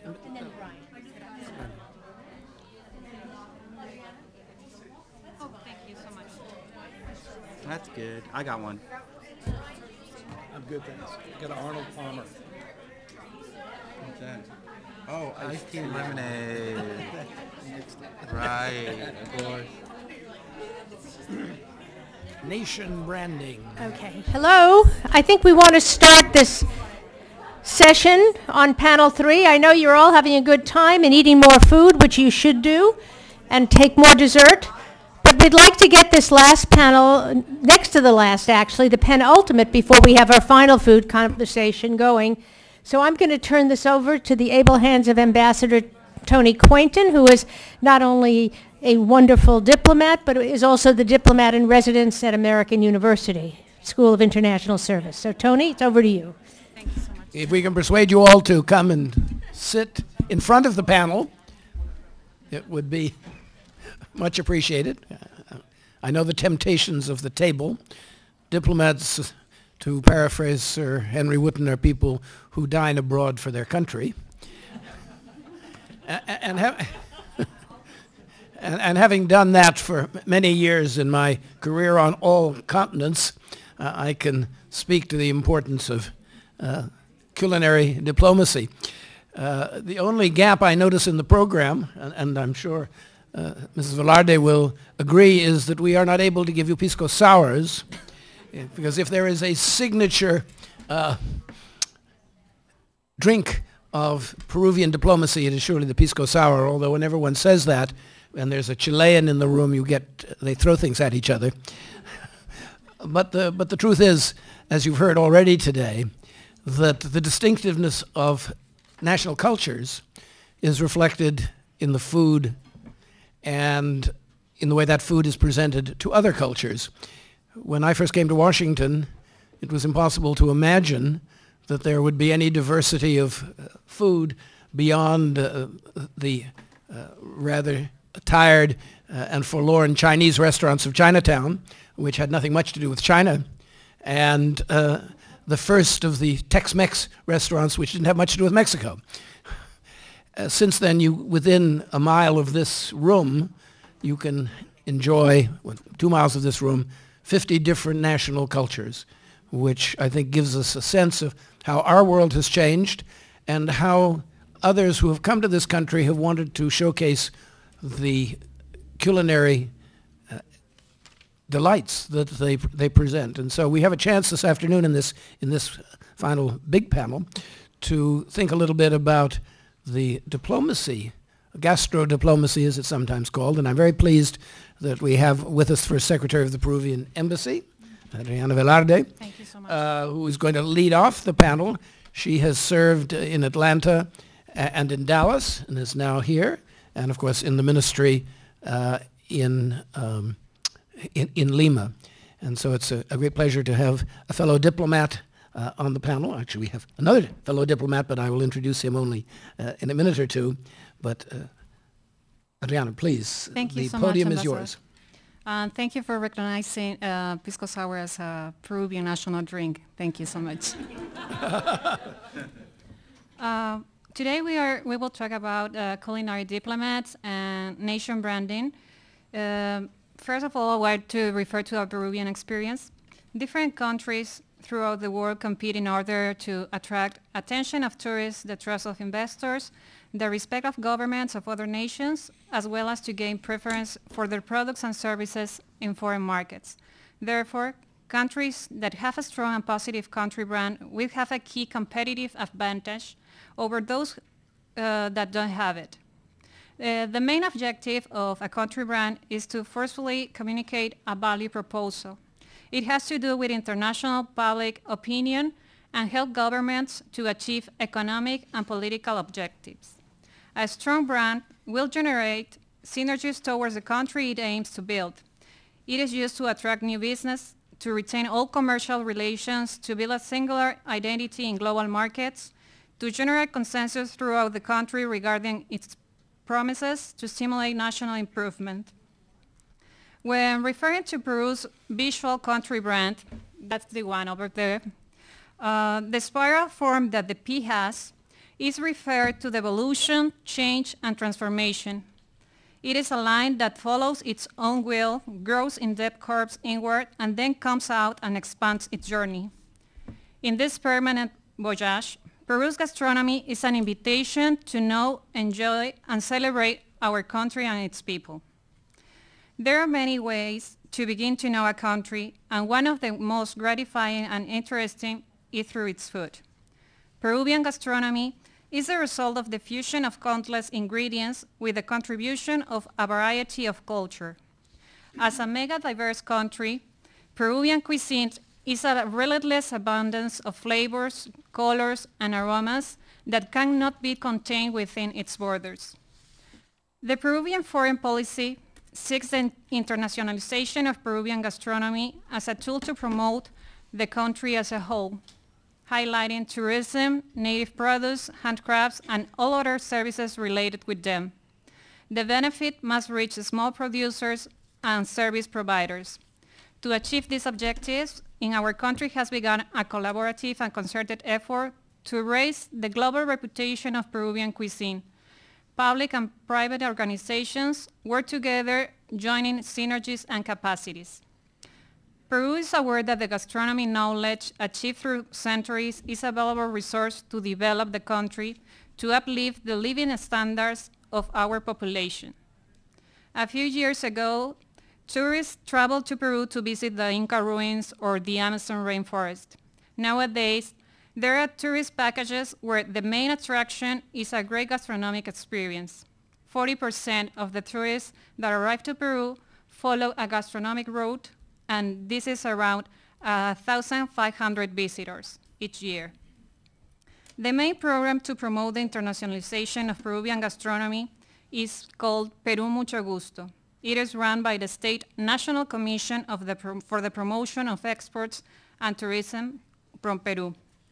It has an active participation in all major world gastronomy events and all others where food may be presented, like tourism, trade fairs, world exhibits, and so.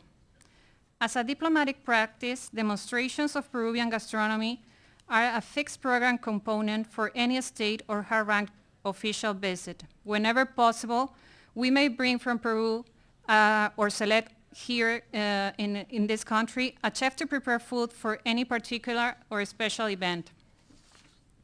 From Peru also recognizes some prestigious Peruvian chefs as Peru's brand ambassadors. They participate as culinary diplomats and have the role of gastronomic ambassadors of the Peruvian people to the international community. Besides these efforts, last March, the Ministry of Foreign Affairs, in partnership with the Peruvian Association of Gastronomy, APEGA, created the Gastro Diplomacy Global Committee. Integrated by 4 people from our national gastronomic scene, its work plan will include seminars and training courses that will allow foreign chefs to know more about Peruvian products and flavors. To achieve this goal, the support of all Peruvian diplomatic offices abroad is needed. The public and private association aims to beneficiate the whole productive change involved in Peruvian gastronomy. To stimulate the development of Peruvian gastronomy in this country, it is necessary to highlight the Peruvian participation in most of the most important fairs of food in the USA. We have different in Boston, Chicago, New Orleans. In this event, Peru presents export produce and ingredients, liquors, food tasting, and cooking and school information. They are good examples of how the government is bringing together entrepreneurs, scholars, chefs, and media to build a national brand synonym of gastronomic excellence. This event will facilitate in an important way the development of the Peruvian gastronomy in the U.S., providing an opportunity to establish new businesses for the fresh and processed products trade needed to prepare the different dishes that make part of our cuisine. Another example of the public-private partnership is called Mistura. This event is the Peru's more relevant national food fair, organized by the Peruvian Association of Gastronomy, APEGA, and it is supported and promoted by the Peruvian government and runs in Lima during 10 days in the mid-September.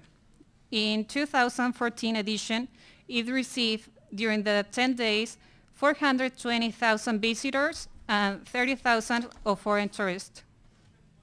This year, Mistura will be held in Lima from September 5th to September the 14th.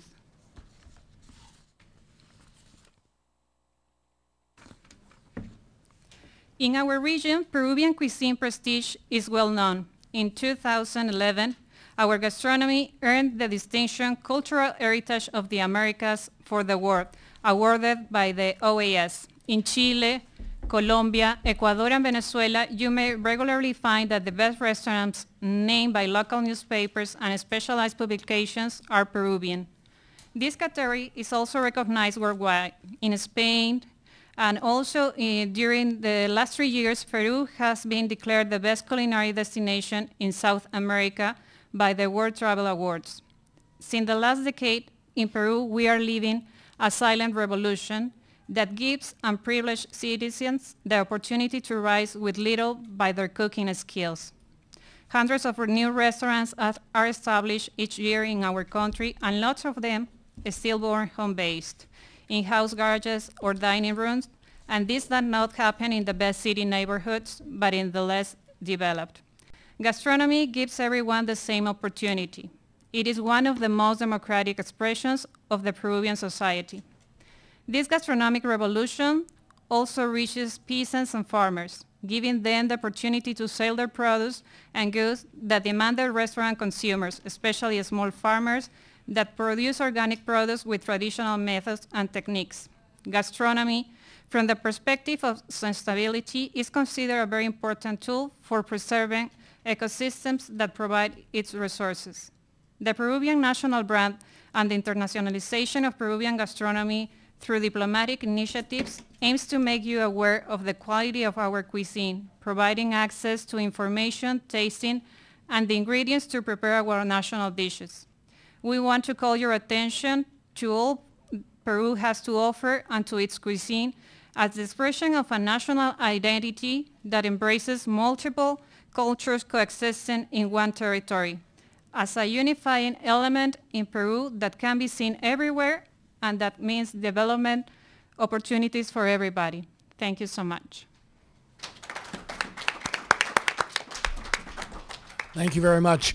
I should, of course, have noted in introducing Councilor Velarde that Peru has influenced almost all cuisine from the potato.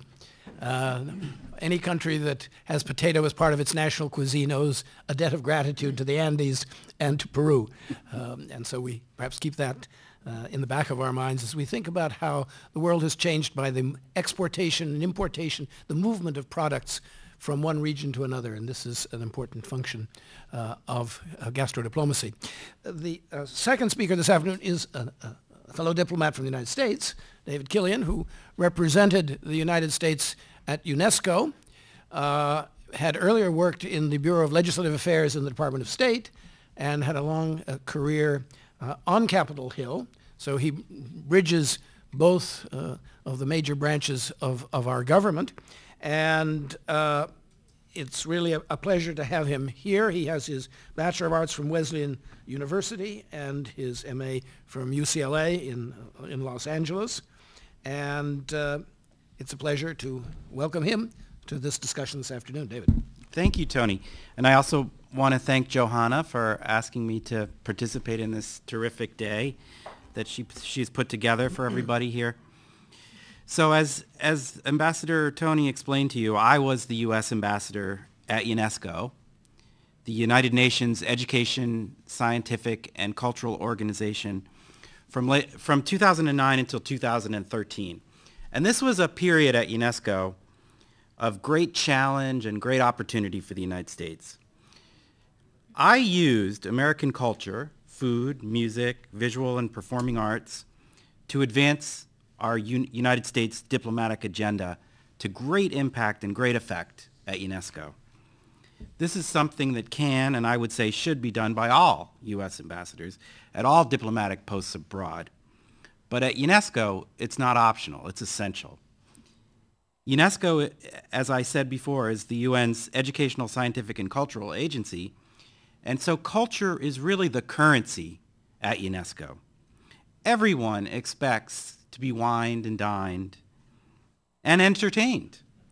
There are 195 member states. It's a universal membership organization. Every single country plus one that we don't think is a country is a member state at UNESCO. Heated and high-stakes political issues like the status of cultural sites in the Middle East, internet governance, and the ethics of climate change and media freedom are all debated. So the United States has to engage, debate, persuade, and build coalitions. And U.S. culture, including our cuisine, in a setting like this, is a great weapon for the United States. People from around the world love the inclusiveness, the accessibility, and the openness of American culture. And that includes a love for the accessibility and the openness of our cuisine. My wife, Kristen, who's here with us today, and I recruited American artists, great American artists like Herbie Hancock and Forrest Whitaker to serve as goodwill ambassadors at UNESCO. We hosted performances by great jazz artists such as Herbie and Marcus Miller and many others. We hosted performances by U.S. bluegrass bands, a cappella groups such as the Yale Whiffenpoofs, etc. We had a fantastic Art and Embassies installation that we put together in our residence that Kristen was really mostly responsible for.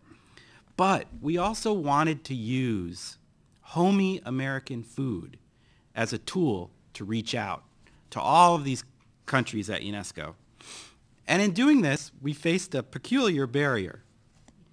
Unlike what is the case for many foreign ministries around the world, the United States Department of State does not hire and relocate American chefs to serve as U.S. ambassadors, chefs, and official residents, but rather hires chefs out of the local economy.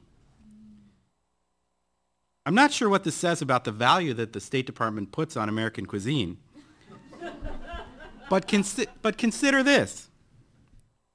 The State Department even pays to relocate American secretaries abroad for ambassadors, but not chefs. Anyway, what this meant for us was that we had a series of French chefs working for us. This was often fantastic for elegant and intimate dinners.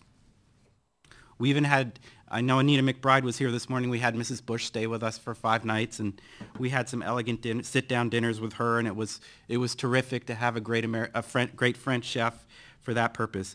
But when we wanted to feature American comfort food at our receptions, by, for example, having a chili bar, or real hamburgers with all the fixins, or a Texas barbecue, it was a real uphill battle with our French staff. The French staff were wonderful, trained professionals with years of experience in French culinary arts, and French protocol, and French food service standards. They were terribly uncomfortable with serving real American food at our receptions. They would secretly try to canapé-ize all of our menu selections. Sloppy, juicy hamburgers with all the fixins became bite-sized, 1.5-inch diameter hamburger canapes with a medicine drop of ketchup and mustard. Fried chicken drums got their unsightly leg ends cut off and became pretty little chicken balls. Ironically, when Kristen and I prevailed in our cultural wars with our staff, the results were spectacular. The UNESCO Diplomatic Corps were so very happy to taste and experience real, sloppy, homey American food. People let their hair down, they started dancing, they let go of stress and started smiling and laughing, and the memories lasted, and people got a great feeling about America at UNESCO.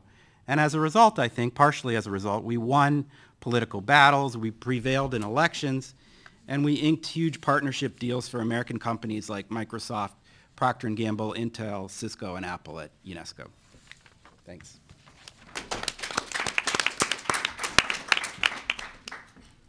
I'm going to skip over Brian, if he doesn't mind, to put him forth on the list, as we have it in the program, to ask Patty Hinich to... Oh, no. Oh, yes? I was so relaxed. No, I'm telling you, I was strictly instructed to follow the guidelines. If you're prepared. Prepared, ready, always. But it's a great pleasure to have Patty here with us. She is the host of the public television series Patty's Mexican Table, which premiered worldwide in April of 2011. I wish worldwide. I wish worldwide. I'm US, sorry. US. Well, I'm anticipating. Okay, good. After this conference, worldwide.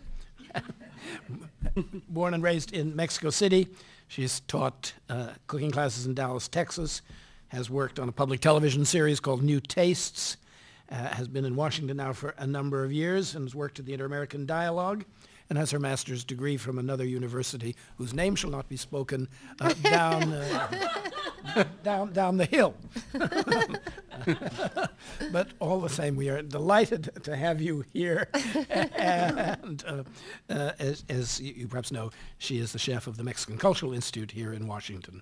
And we welcome you and thank you for coming. Thank you so much. So yes, as you mentioned, I was a political analyst and historian once. I have a master's degree from the other university that shall never be named. It was a wonderful experience that shall not be mentioned. But I then went on to work in a think tank for a couple of years, as I had done in Mexico, studying, analyzing the evolution of Mexico and, you know, how fabulous the history and politics and sociology and a little bit of food, until I moved to the US and became insanely nostalgic for Mexican food and all that had nurtured me, my family, everything. So I started cooking. And then I kept on studying, worked on a think tank, and then had an existential crisis that shall not be named, and decided to move to the food world. And ironically, as I moved to the food world, and this addresses some of the questions that you all were talking in the panel before, what is Mexican? What is authentic Mexican? What defines us today?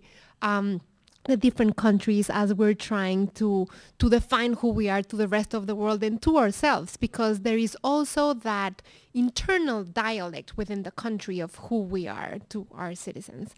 And I think that is a big challenge. And today it is much more than the iconic dishes for Mexico. It is much more than the mole poblano or the chile rellenos or the sopa de tortilla. But a cuisine that doesn't evolve and doesn't innovate, it is bound to wither and die. I mean, I was just in Cuba last year. I don't know if that shall not be named, but I was there. We're very discreet and careful at this university. You can see that. And I had heard all these wonderful stories about Cuban culture and people and food from my father, who had traveled extensively to Cuba when I was a little girl. And he used to tell us about the feasts and the drinks and the music. And it was so incredibly sad for me to be there and taste food that has been asphyxiated. I mean, sadly, they don't even have the ingredients to make their own traditional cuisine. It is so bad, I can't even begin to describe. So I'm so happy for Cuba now because, Cubans will be able to, with pride, reign still, how wonderful the food was that it's still for us to imagine, because it just couldn't be tasted. But as a Mexican, and people ask me today, what is authentic Mexican? What is Mexican? Well, first of all, I am confronted with a lot of stigmas, because when people look at me, and I do consider myself to be really an ambassador of Mexican food and culture amongst millions of Mexican cooks and chefs and food writers that live here in the US. And in my view, the more, the merrier. And we all have something different to bring to the table. But the first thing that I'm confronted with is, you don't look Mexican. And you don't sound Mexican. I think I told Tim this story once, but the first time I was on national TV, it was with Paula Dean in her home cooking series, which was, like 7 years ago. And they said, we have these Mexican cook who's going to show you traditional dishes. And she was adorable, really. She was very kind and warm. But when she saw me, she said, well, you don't look Mexican at all. And I said, no, 100%. Born and raised, second generation, proud Mexican. And she said, well, what's that last name? And I'm like, Hinich. And she was like, Jewish? Mexican? Like, it was just so confusing to her. It all made sense to me last year when Thanksgiving and Hanukkah happened on the same night, and I made Mexican latkes with salsa macha in my kitchen. So as you can tell, I've battled with all these puzzles and identities, and I feel 100% Mexican. And I really feel that it is my mission to build bridges within countries, within communities. And I think that it is a challenge, as we were talking, in the last panel, because ingredients can now be found everywhere. I mean, you really can make a mole poblano in China today if you wanted, or in Africa, or in Cuba maybe in a couple of months.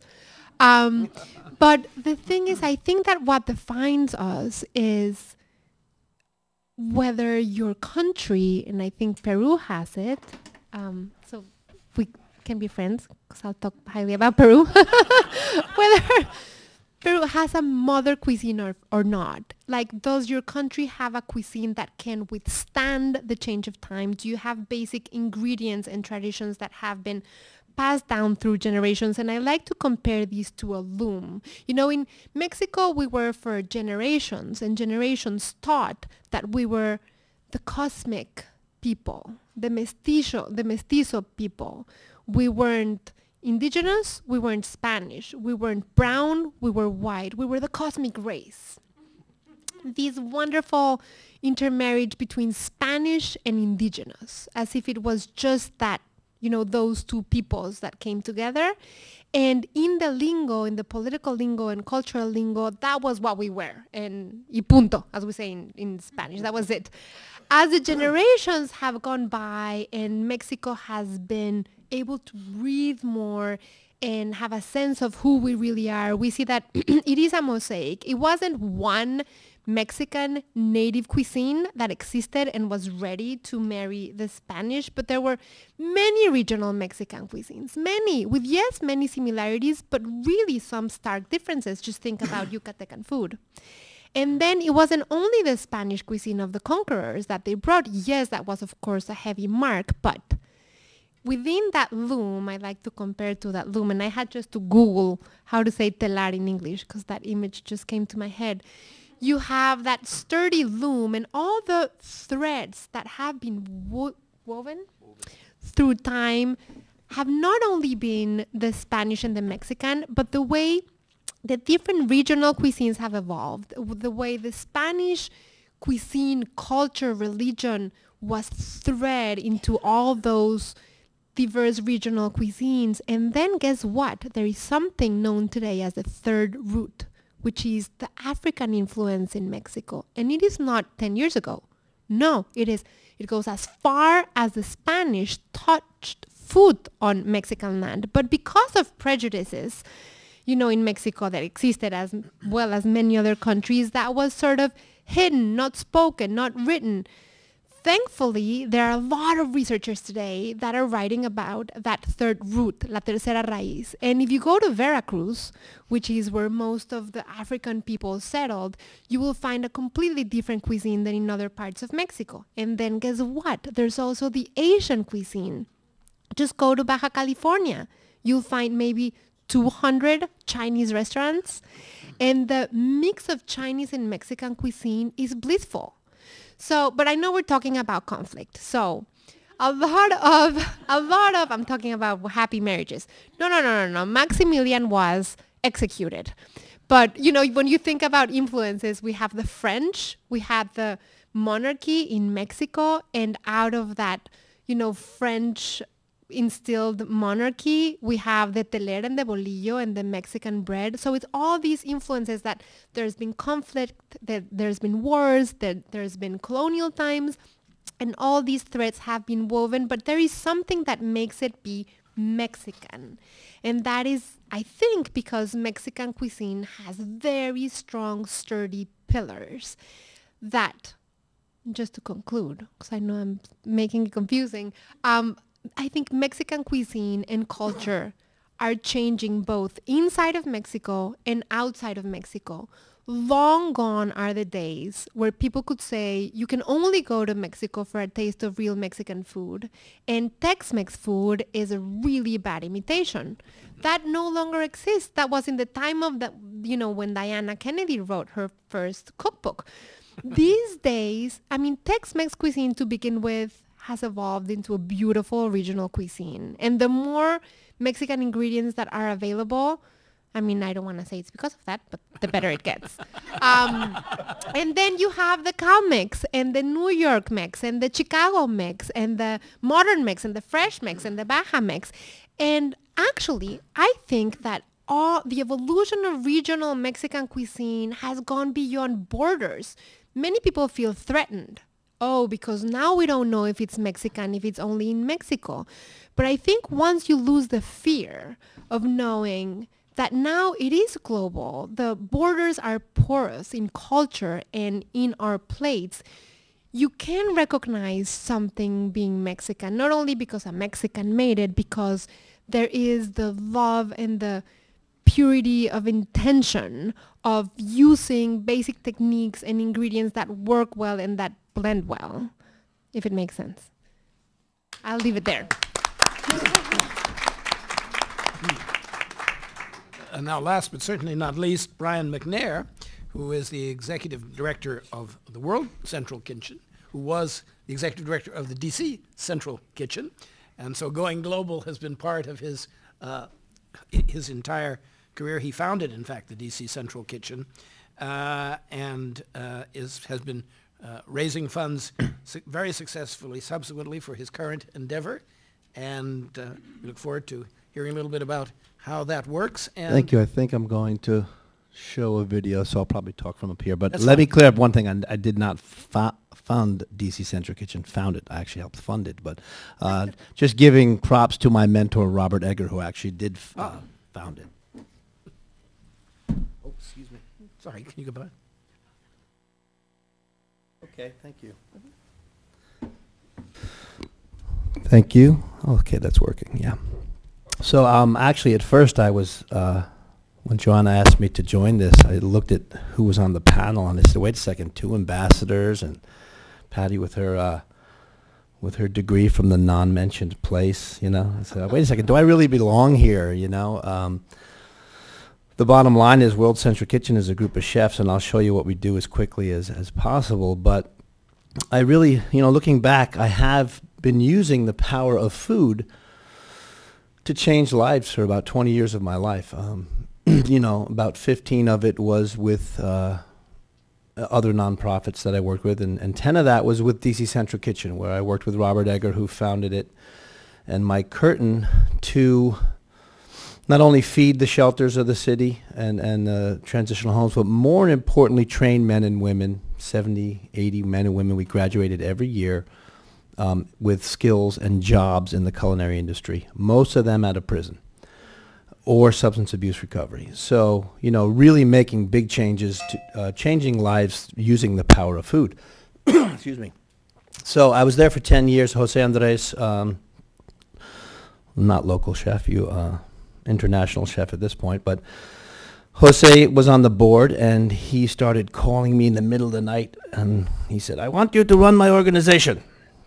He doesn't mind me doing his, he says I actually do him very well. He says, yeah, you can do it, just go ahead. But he said, I want you to run my organization. And I said, well, you know, I'm DC Central Kitchen's good to me. Why do I want to start over, you know, a startup? So he actually came to Robert and I before that and said, I want to start World Central Kitchen. I've been to Haiti, you know, kind of on a relief piece, and I came back and I really wanted to do something like DC Central Kitchen, which is about empowerment, you know, not about handouts. But I kind of don't see it in the international development world. I see a lot of people doing a lot of good things, so I want to start my own. And I want to call it World Central Kitchen and tip my hat to DC Central Kitchen if it's okay with you. We said, yeah, go ahead, have fun. So about a year later, he got all the paperwork together and started calling me and saying, I want you to run this organization for me. And at first I said no because I was really caught up with DC Central Kitchen and had a staff of 5. I said, why do I want to start over? You know, this whole starting an NGO started all over. But he asked me to take a trip to Haiti, and I did. And I fell in love with the people and the possibilities. And really, so it's only been about 2 years, a little bit more than 2 years. We're a very young organization, and we are chefs. The bottom line is we have a network of 50 chefs. We work in health, education, and jobs. So health as far as food safety, sanitation goes. We do training. Education, we are building smart school kitchens, which are sustainable. We have one in Haiti and one soon in Zambia. And jobs, culinary training. We actually started just a couple months ago our very first culinary school in Port-au-Prince. And And we're kind of a unique organization. We get on the ground and we do it, you know. It's all like Jose is as a chef, R&D. You know, let's do some research and development. Let's figure this out, figure out the equation. If it works in this country, maybe we can take it elsewhere. So that's what we're about. I think I'm going to try to play a video that Jose's, it's about 3 years old when he started the organization.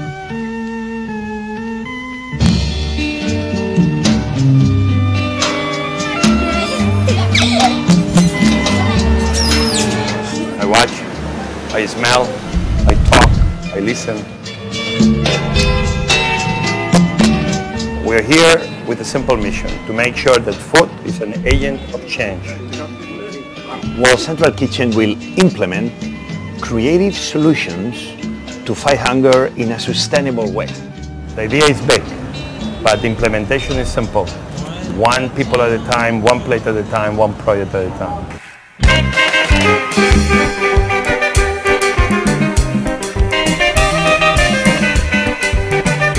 So we have many dreams for World Central Kitchen. We are already working in different projects.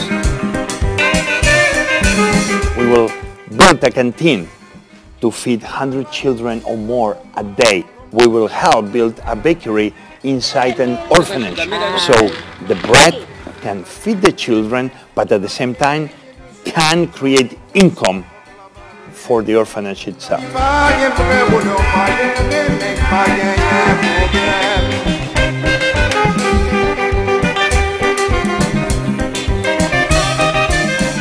They're trying to make everything sustainable. Tilapia fish is one of the things, the other one is chicken farm, and then the bakery. Right here in this orphanage, they can be learning so many professions. Why not? Bread making. You need people in the public sector, you need people in the private sector, you need to touch down into the communities, you need NGOs that have been physically present here.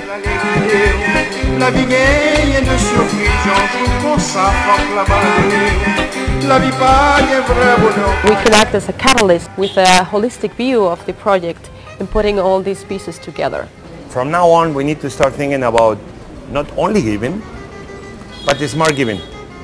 Giving is if I give you food to eat. Well, if you give food to eat, you're going to be killing those farmers because you are going to put them out of work because you are giving food for free. In the 70s and the 80s already were programs that were very unsuccessful. 20 years later, the cook stoves are an issue. They burn charcoal, they create erosion, deforestation, kills people.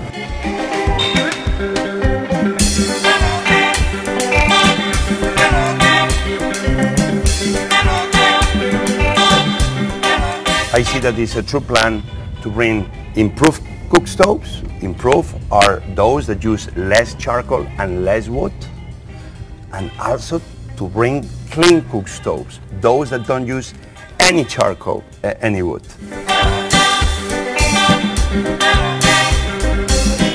The people of Haiti, the people of the world, they don't want our pity. They only want our respect and help for them to reach it on their own.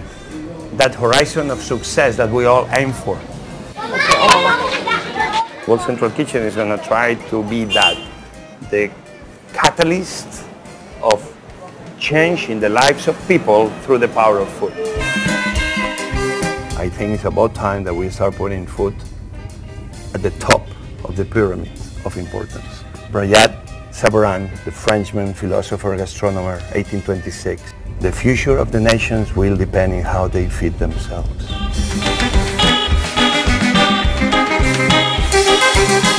If we make things happen in Haiti, I believe we can make things happen anywhere around the world.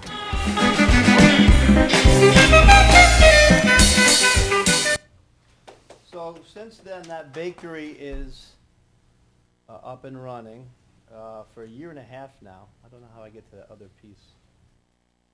About a year and a half now. Oh, there it is. I'm sorry. So about a year and a half now, the bakery's been running, and I'm just going to quickly click through some slides. So we're only about 2 years old, but what Jose was saying there, basically, we're still still pushing forward with. Smart solutions to hunger and poverty is what we look at. We're not really like a lot of the international development world. We just kind of get on the ground and do it. But we do it with partners that are on the ground. We do it with NGOs that are working in the countries. Most importantly, we're chefs. We just opened our chef network of 50 chefs last year. And I've taken probably about 8 or 10 chefs already to Haiti and Dominican Republic, and soon Zambia. Just to show you where we work. How do I do this? Sorry. So you see that we cook in, we focus in health, hunger. Oh, it's right there. Okay, great. Thank you. So health, we do use clean cook stoves. You saw Jose with solar stoves. We do a lot of sanitation, food safety sanitation training. We've done it for culinary schools. We've done it for schools in the mountains of Haiti. Hunger, smart school kitchens. That Jose was talking about a canteen in the mountains. We partnered with a group out of Spain who built a school in the middle of nowhere. And I was really, working in hunger in the U.S. for 12 years. I actually really got a awakening when I was in the mountains of Haiti, and children kind of get up in the morning and they search for wood and water. That's it. They don't go to school because they have to eat. That's the main goal. So in this community, they built a school. We built a canteen that feeds 165 kids. Clean cook stoves that burn less charcoal and solar. We trained the 4 cooks on that, and we trained them food safety and sanitation. The chefs will know we brought colored cutting boards and taught them knife skills. Now that's odd for a lot of these countries because they're used to cutting kind of into a bucket, sitting down. But they were so interested in it, we said, just keep practicing, keep practicing. So we came back 6 months later, and there was a community of 30 women waiting for their lesson on colored cutting boards and knife skills, and everyone's skills had improved. It was really interesting. It was just like the next thing. Hey, we're learning something new. Workforce development, we've partnered with Ministry of Tourism in Haiti, and we've started our own culinary curriculum. All of this leading to, increased skills, elevated workforce, hospitality workforce, to increase tourism, to strengthen the economy. Our mission is that we use food as a tool to empower communities and strengthen economies. And we know how that all affects potential conflict in any country. So we're on the ground doing it, and Jose mentioned that we had a bakery in a Partners in Health orphanage that's generating revenue. Well, we're now on to our second school, our second project there, which is a fish restaurant. That's not the right slide, but this is Haiti Breathe. This is a new project. We're actually converting 100 schools in Port-au-Prince to LPG. We're at about 35 now. And we're renovating those kitchens too, so that they're cooking in something a little bit more dignified and clean. So we're teaching clean cooking, food safety, sanitation, and cooking with LPG. Those are the cooks we trained. That was just about 2 months ago. Palmis Tampé is the kitchen I mentioned to you. That's the canteen up in the mountains. They now have a chicken farm and a vegetable garden. So the kids are eating vegetables for the first time in a long time into their meals, at least twice, 3 times a week. And they're selling the eggs to buy rice, oil, salt, which they used to totally be reliant on the World Food Program for. This is a model that has been recognized by our partners, and we're looking at doing 50 more over the next 4 years in Haiti, but it can happen anywhere in the world. Culinary school I mentioned to you. We have a great curriculum running now. We train the teachers. Our responsibility is the curriculum, the teachers, and the oversight to graduate talented cooks ready, mostly with great knife skills, to get in the kitchen and work. And we're building a new school with the Ministry of Tourism, and Marriott's a partner there, who just opened a hotel in Port-au-Prince. Here's the fish restaurant, which, why fish restaurant? Well, there's a tilapia farm on the NGO, at the NGO there. So they get tilapia for next to nothing. So we built a whole new fish restaurant, and we teaching them knife skills, the the difference, a lot of people don't understand the difference between prep versus service, so that they prep everything and get it up and ready for service for lunch. And they'll be catering soon too. That's just opened a couple months ago. The exposure of this bakery in an orphanage is leading a lot of people to come to us to ask if we can get involved in their country and their NGO. There's an organization in Lusaka, Zambia, who got a grant to build a school for 250 orphans. And we went out there, and we have the kitchen wide open for us, and we're putting in a full hotline and our second bakery. So again, these are projects that were started, which are almost products. They can actually really be transferred to anywhere in the world. We're looking at bringing products in. There's a group of 21 women in the mountains of Dominican Republic who we doubled their production in honey. It's right on the Haiti border, and we're going to try to import that honey this spring just to tell the story.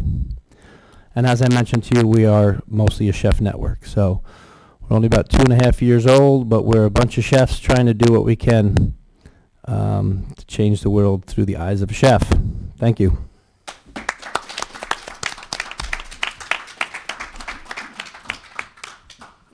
Thank you all for getting us started, and we have a few minutes for discussion. Let me open it by asking the hard question about culinary prejudice.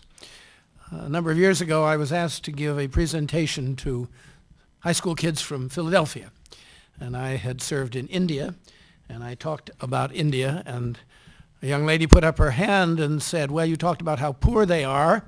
Why don't they eat beef? They've got all those cows. And I said, well, the cow is a sacred animal for Hindus, and they regard it with particular affection. And all these kids' eyes narrowed and said, cows have affection for cows. So I said, well, let me put it to you this way. Suppose I told you you were going to have poodle for dinner, and they practically threw up. Americans don't eat dog. And I don't mean to suggest that that's something I'm encouraging. Americans don't eat cuy either, but I won't go into that in Peru. But there is a problem that in cultural and gastronomic diplomacy, that we don't all eat the same things. And while we become enormously tolerant of different foods, and indeed, as I said at the opening, our consumption of different national foods is quite extraordinary over the last generation.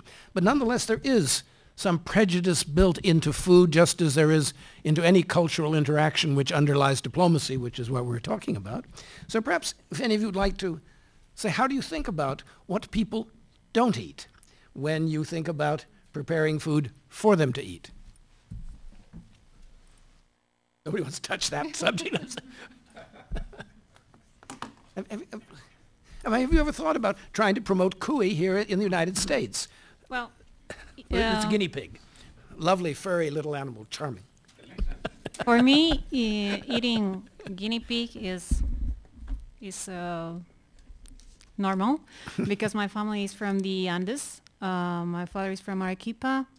They have the traditional dish is cuy chactado, but it looks like very it's strange when it's already on the plate. So that's why the new chefs just prepare the cuy like in little pieces, not the whole animal, and it's just braised or and it looks better than the original way of cooking by our ancestors. But in the Amazon also they eat crickets, well, yes. Swarms. You know, in Mexico too, we love escamoles. I don't know if you've tried them, but they're a delicacy for us Mexicans, and they're ants' eggs, and they're just exquisite. With a little bit of butter and epazote, they're delicious. And then there, I mean, all sorts of Gusanos things de we maguey. eat in Mexico. Gusanos de maguey. Yes, absolutely. I was actually just thinking that this is one of the things that's come to light when we travel with chefs, is that, you know, this is part of that whole culinary ambassadorship. We actually take chefs to a country with the intent of going to help, you know, let's go take our project there and we'll help them. But the chefs always come back with such knowledge, you know. Because it's around food, you know. So we don't go in there pretending to tell any country how to cook. You know, we're just kind of professionalizing skills or safety and sanitation. So the first thing the chefs want to know, and what they walk away with most, is, wow, look at these interesting ingredients and this interesting food. I have one question for the panel about food. The World Central Kitchen includes kosher food in the program as part of your conflict cuisine throughout the world? I'm not sure I understand that question. I was asking if you include kosher food. I don't know if you know what's kosher food? Kosher. Oh, kosher. Kosher food, right. Do you include kosher food in your conflict cuisine programs? I'm sure we will, but as of yet, we haven't run into that. We're mostly in Haiti. So it hasn't come up yet, but I'm sure it will. That would be a good way of promoting peace and harmony. Yeah. I wanted to talk a little bit about one ingredient in particular. I don't know if you've ever tried huitlacoche, which is, in Mexico, it's also a delicacy. In fact, I had it at my wedding. It was like the main thing. In crepes with zucchini blossoms, which in Mexico go by 2 pesos the pound. You know, here I think it's like $10. 2 pesos is like 1 cent. But anyway, huitlacoche is something that Mexicans have been eating for centuries and centuries. And it is not corn mushroom, because I know that the story was that in the U.S. it was considered a fungi and a pest and something that we needed to get rid of. And I know there was this James Beard dinner probably in the 80s or the 90s where they tried to promote huitlacoche because it naturally happens. So it's better to embrace it and eat it, as it is so incredibly delicious.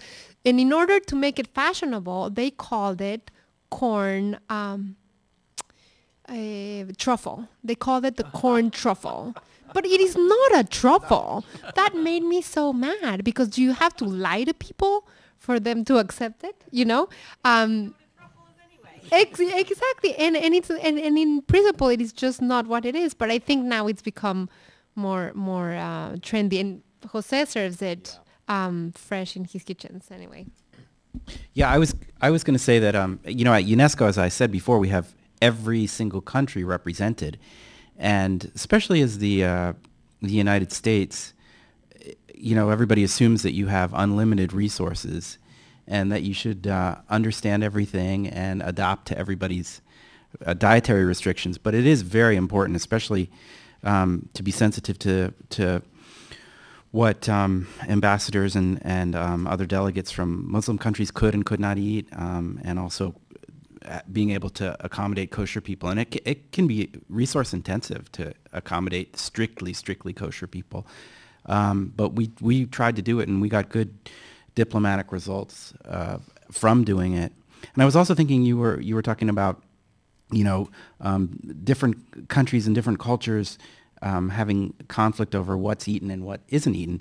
When I worked in the Foreign Affairs Committee, I was sort of a jack of all trades, and I had a lot of functional portfolios, including the environmental portfolio at various times. And so, you know, the major issue of tension that we have in our relationship with one of our key allies, Japan, is over food. I mean, we have problems with military bases and the misbehavior of American soldiers on those bases. It's another area of great conflict. But, you know, this prevailing conflict exists between the United States and Japan over whaling and over the consumption of dolphins. And I went on a delegation to look at the villages that do the dolphin hunting and the whale hunting, and the passion that the Japanese have for maintaining this as part of their culture is really amazing. And, you know, they ask difficult questions like, why is there a hierarchy of animals? Why is it okay to to eat cows and not to eat whales. So.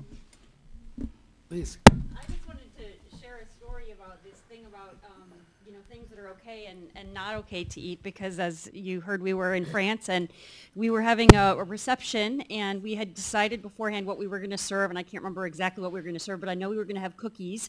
And we always served, wine and champagne and all of that. And we had a French woman that managed the house. And at the last minute, I thought it would be really nice to have milk with the cookies, because it's a real American thing. And it's kind of like coming home to mom atmosphere. And so I suggested to her, well, I'd like to have milk with the cookies. And she started crying. Because for her, it was, unheard of and totally uncouth to have milk when you're serving red wine and other kinds of wine and champagne. And so oftentimes I think as Americans, we tend to think that what other people eat is really weird. They think that peanut butter jelly is disgusting, and so just to be able to look outside of the box and recognize that it's just a custom of what we've grown up with. And for me, that was a huge cultural thing to recognize, how much of like a slap in the face it was for her that we were saying at this diplomatic, in a beautiful residence with all these antiques and stuff, we wanted to serve, hot dogs and cookies and milk. So it can go both ways. I think one of the things that's happened in America is, I would call it the buffetization of dining. At least when I was raised up, the assumption was that a plate of food was put in front of you and you ate it. And now dietary complexity is extraordinary. Some people are vegetarians, some people are vegans. Some people don't eat, have celiac disease. And you suddenly are faced with an array of choice that people you want to entertain or with whom you interact expect to be accommodated. That was always true, I think, say in the Indian subcontinent, where Hindus didn't eat beef and Muslims didn't eat pork, and you had to think about choice, offering people choice. And I think that's the good effect of that, is that we have become much more willing to see choice in restaurants and elsewhere, which make it possible to fit the food you eat with the particular dietary restrictions you may live under, or the particular health concerns that you may have. And that didn't used to be the case, I think, in America, that we were not conscious of other people's choices, but there was a mainstream diet which the Golden Arches represented, and which has not really changed. I can think of a dietary restriction that has a diplomatic impact on outcomes at UNESCO that's terribly unfair. Elections for the executive boards at UNESCO, the executive committee that runs the whole organization, the World Heritage Committee that selects the World Heritage Site, the competition to get on those is absolutely intense. And it's organized among groups. The groups compete for a certain number of seats, the Latin American group, for example, 2 different groups in Africa, et cetera, et cetera. And, one of the ways that, especially towards the last days of an election campaign, the way that countries that are close in competition win out is by having fancy receptions. And so that's unfair because some can afford to and some can't. But even more unfair is the countries that cannot serve alcohol because they're Islamic countries don't get any interest in their receptions, and they get fewer votes. They absolutely get fewer votes as a result. And they lose elections as a result of that. And I was also going to say, I get, I make these dinners at the Mexican Cultural Institute. I have a program there that I've had for almost 8 years, where I do these demonstrations and then these dinners for like 120 people. And it is after the demo, there's a full-blown dinner. And when I started, I didn't used to get, much more than people who didn't eat meat. And it's only been 8 years, but the complexity has been so increasing and so crazy. I can't even describe the names of the things that I get. Some people are egovarians, I mean, some will eat eggs and not milk but not eggs, and seeds but not tomatoes but no fish. And there's a name for each one, and I think it's fine. Like, we all have a right, or we all may not be able to eat certain things. Like, some people can't eat gluten. But what I think that is just not correct for the rest of the humanity is when people that have, certain things or decide to take a certain route feel entitled, and they feel that it is a better and a more advanced and higher choice. Like, what they're doing is, like a higher aristocratic standing, and everybody else who still eats chorizo, like all Mexicans, should be looked down upon. And I think that's something that's happening in our era, that there's this sort of snobism, that the more things you take away from your diet, it's like it's equal as being a Buddhist and praying, So, I mean, I don't know. Whereas it used to be the more cream you put in things, the better. Exactly. What about those whose only choice is to either eat or not eat? Yeah, that's Exactly. Do I have another question here? Yes, please. So interesting. So this started in my head as a question to Ambassador Killian, and now it's a question to all of you. So I'm surprised that you chose at an embassy event representing American culture to serve things that generally represent the bad effects that American culture have had on cuisine worldwide. Pizza, which is actually an Italian dish that America co-opted and became America's biggest fast food, interestingly enough. And fried chicken, which started as a food made in slave plantations and became an American favorite. And so on and so forth, because so much of what we would like to call iconic American cuisine is either really terrible for you or not even indigenous American cuisine at all, because it has become popular by way of many different immigrant and historical influences on the cuisine itself. So I'd be curious for each of you to answer, if you were giving a dinner representing American culinary culture and you could serve one dish to the rest of the world, what would you be serving that you feel would reflect American food culture? Whatever's in season. That, I think, is the ultimate. I mean, if you think about gazpacho from Spain, it was never tomato. It was almonds, and it was a white soup until tomatoes came from elsewhere. So, I mean, there are some things that are traditionally American, and we can find them, but I think cooking seasonal would be the answer for me. Well, I always tried to think about what people wanted. I wanted to give people what they wanted. I wanted them to be happy. I wanted them to enjoy. And, it's a very different thing to think about what to serve people at a sit-down dinner than at a reception, though. It's a fundamentally different event, and the expectations are fundamentally different. I'm a new American. I became American. Well, I'm Mexican, but I also have dual citizenship. So the first thing I thought was like, hey, I'm Mexican, can speak to that, but okay, I have citizenship, but maybe I can. As a Mexican, I would most definitely do a taco night to break down myths of what tacos are. They're not deep fried, covered in cheese things. We would have some of that because, some are great. But I would have vegetarian tacos. I would have tacos, tortillas made with fresh masa. I would have tortillas made with nopal, which is a really new trend. That's how far Mexican food is evolving.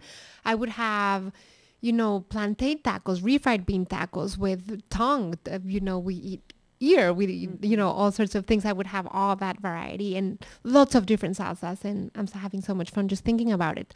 But if I were to do something, with my American mom, I'm thinking as a mom because my kids are Mexican Americans now, I would do a couple of gigantic bowls of chili. I would do a meat-based chili, and I would do a vegetarian chili, and I would have all sorts of garnishes. You did? Yeah. And how did it work? Great.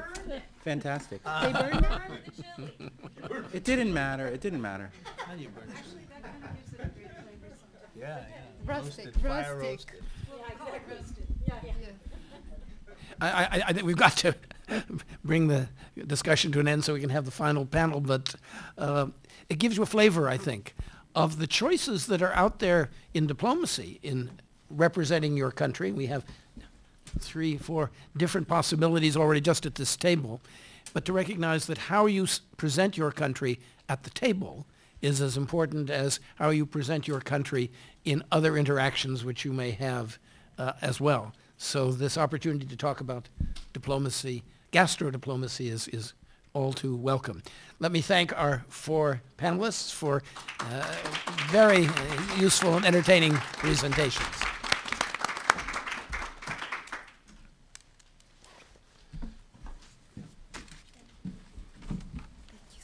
Thank you very much. I have to have a meal at the Cultural Center.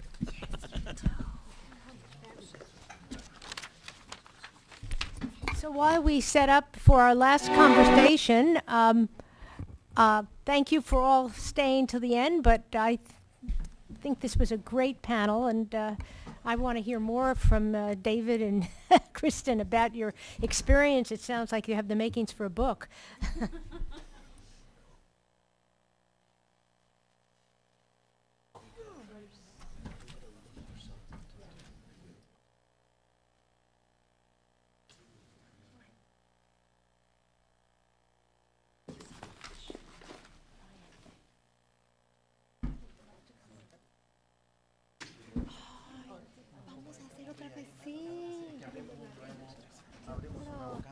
No me digas de dónde.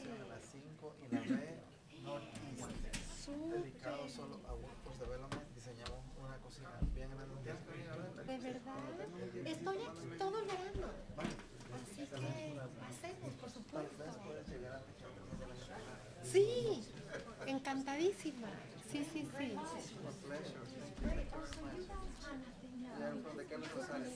Stay in touch. This is the new logo. This is the new logo. See? 3 new people. Yeah, thank you. You're fabulous. Great to hear about the. Yeah, I love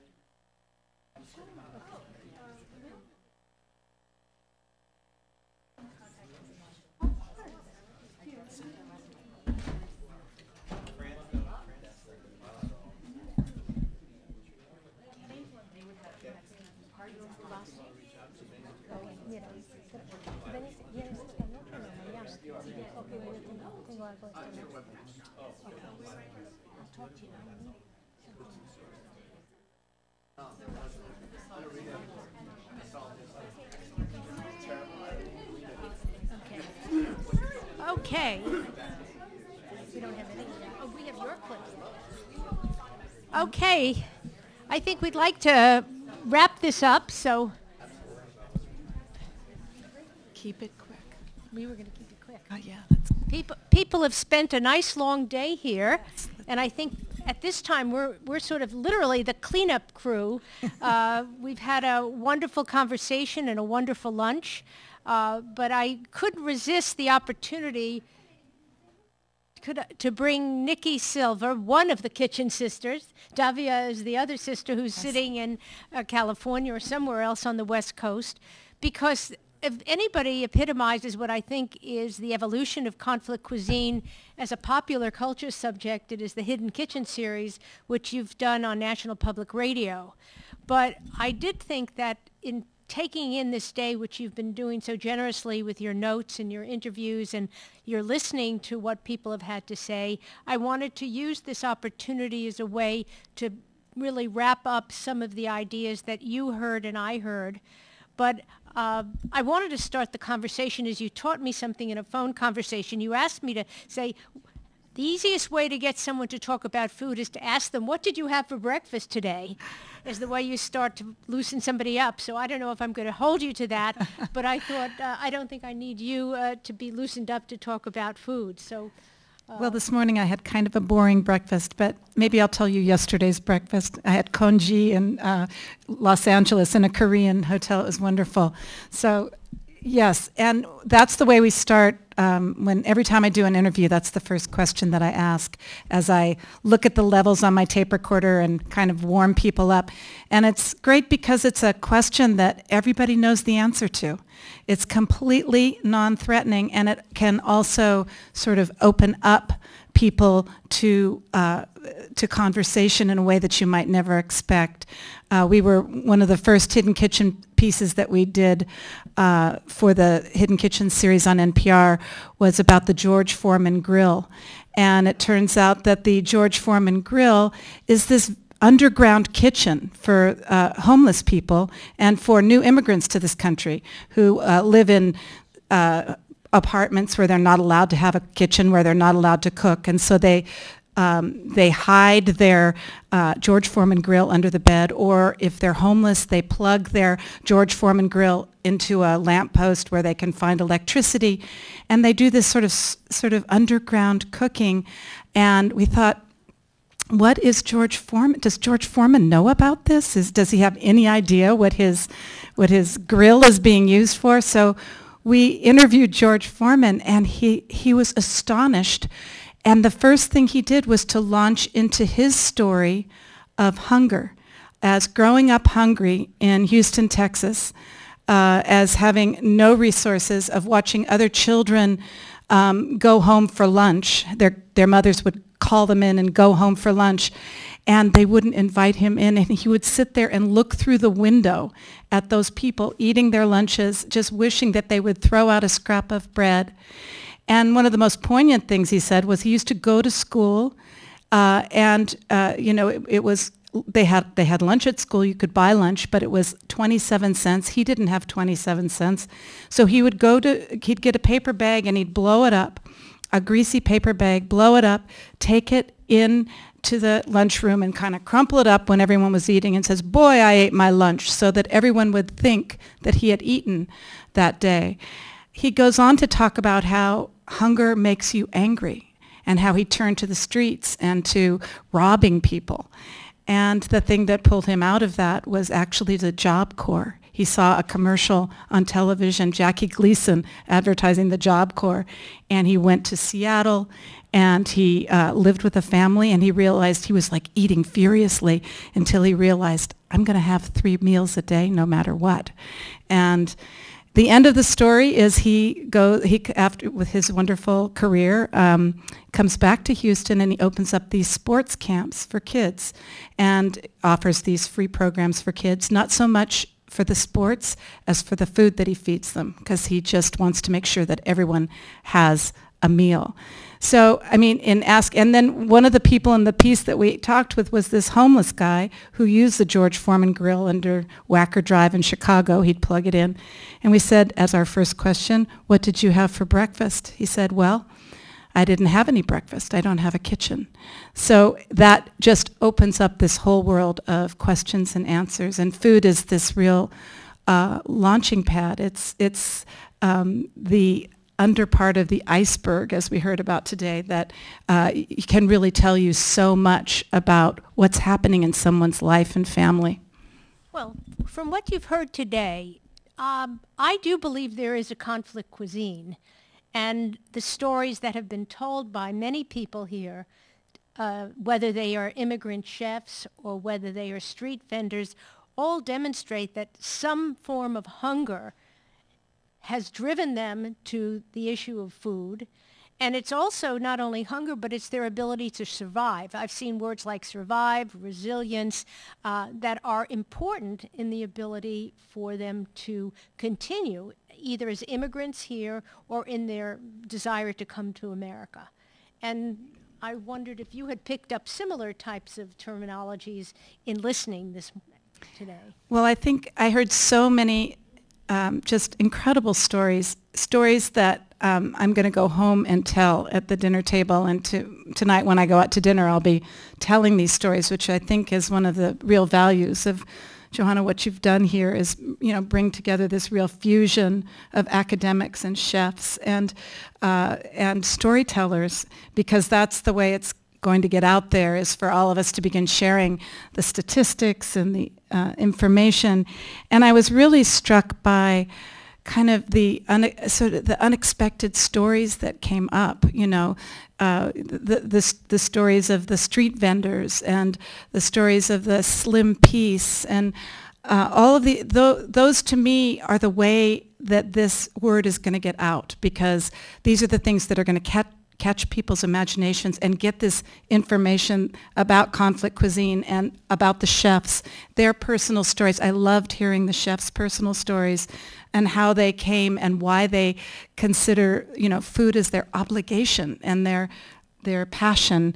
I think that storytelling is the thing that's going to really ignite this movement. What's very interesting, and in interviewing some of the people before they became panelists, when I went to the Embassy of Peru, and I worked in Peru in the 90s, in fact, when Ambassador Quainton was there, I was sent many times by USAID in some of the darker hours of that country. To think that today Peru is a #1 culinary destination, when I remember that you had to worry about car bombs and safety on the streets, what was absolutely moving to me was our panelist's boss, who went back to Peru, actually was in tears describing to me how Peru had transformed itself by this notoriety of a chef and its cuisine from a place that was really looked down upon as a place of conflict to a destination where people wanted to go and pay a lot of money to go. And it didn't deny that the country had high levels of poverty. There were lots of people that were still very poor and had need for food, but it also called attention to a very deep heritage, a heritage, you know, as we know, the potato came from Peru, and the world depends on that potato, and yet this heritage was being completely ignored. So you get that passion when people recognize how food is a bond.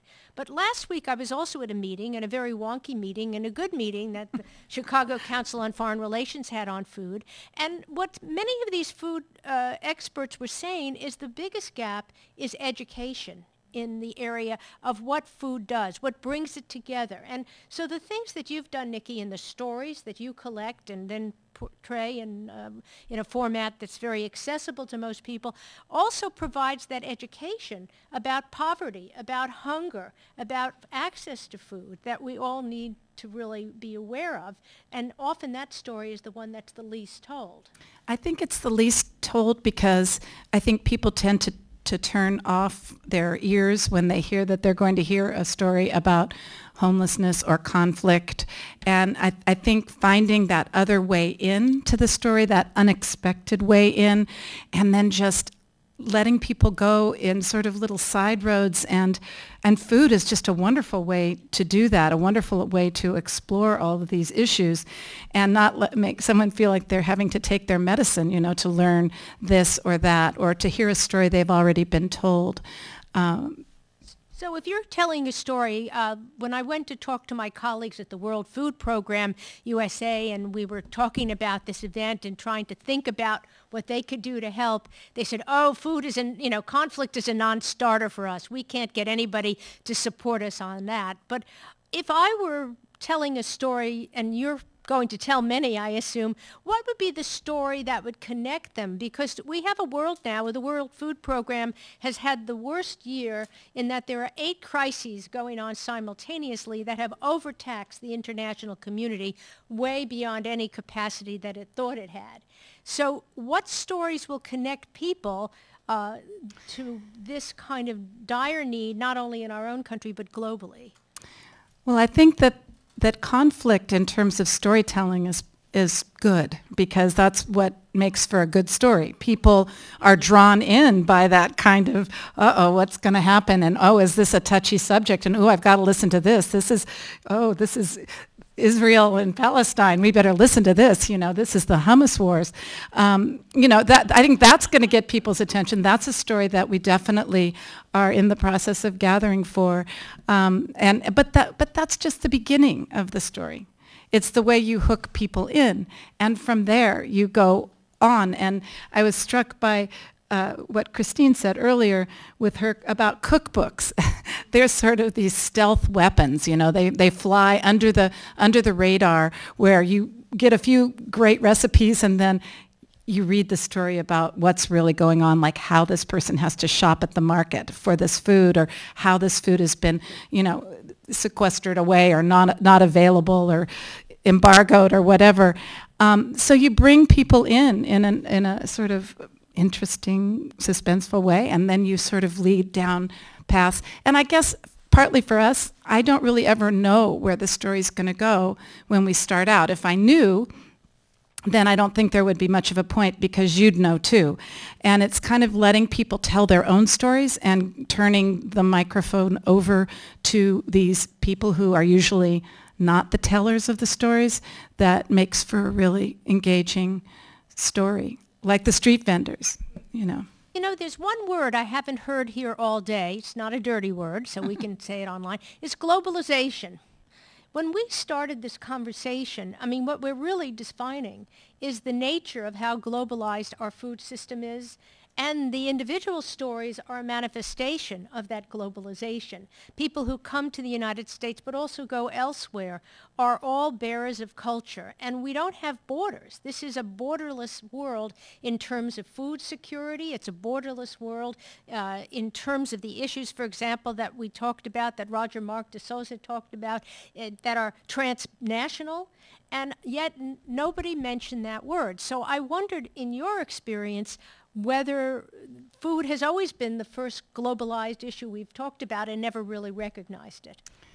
Well, I think it just underlines everything. I mean, and for me, what was exciting was to hear the chefs talk in an excited way about the food traveling and changing, and that if food stops changing, it dies, and it becomes a museum exhibit, you know. And I think that was a big takeaway for me, to hear that the chefs and the keepers of the food and the culture are excited about that, and willing to sort of forget about the borders. Let's talk about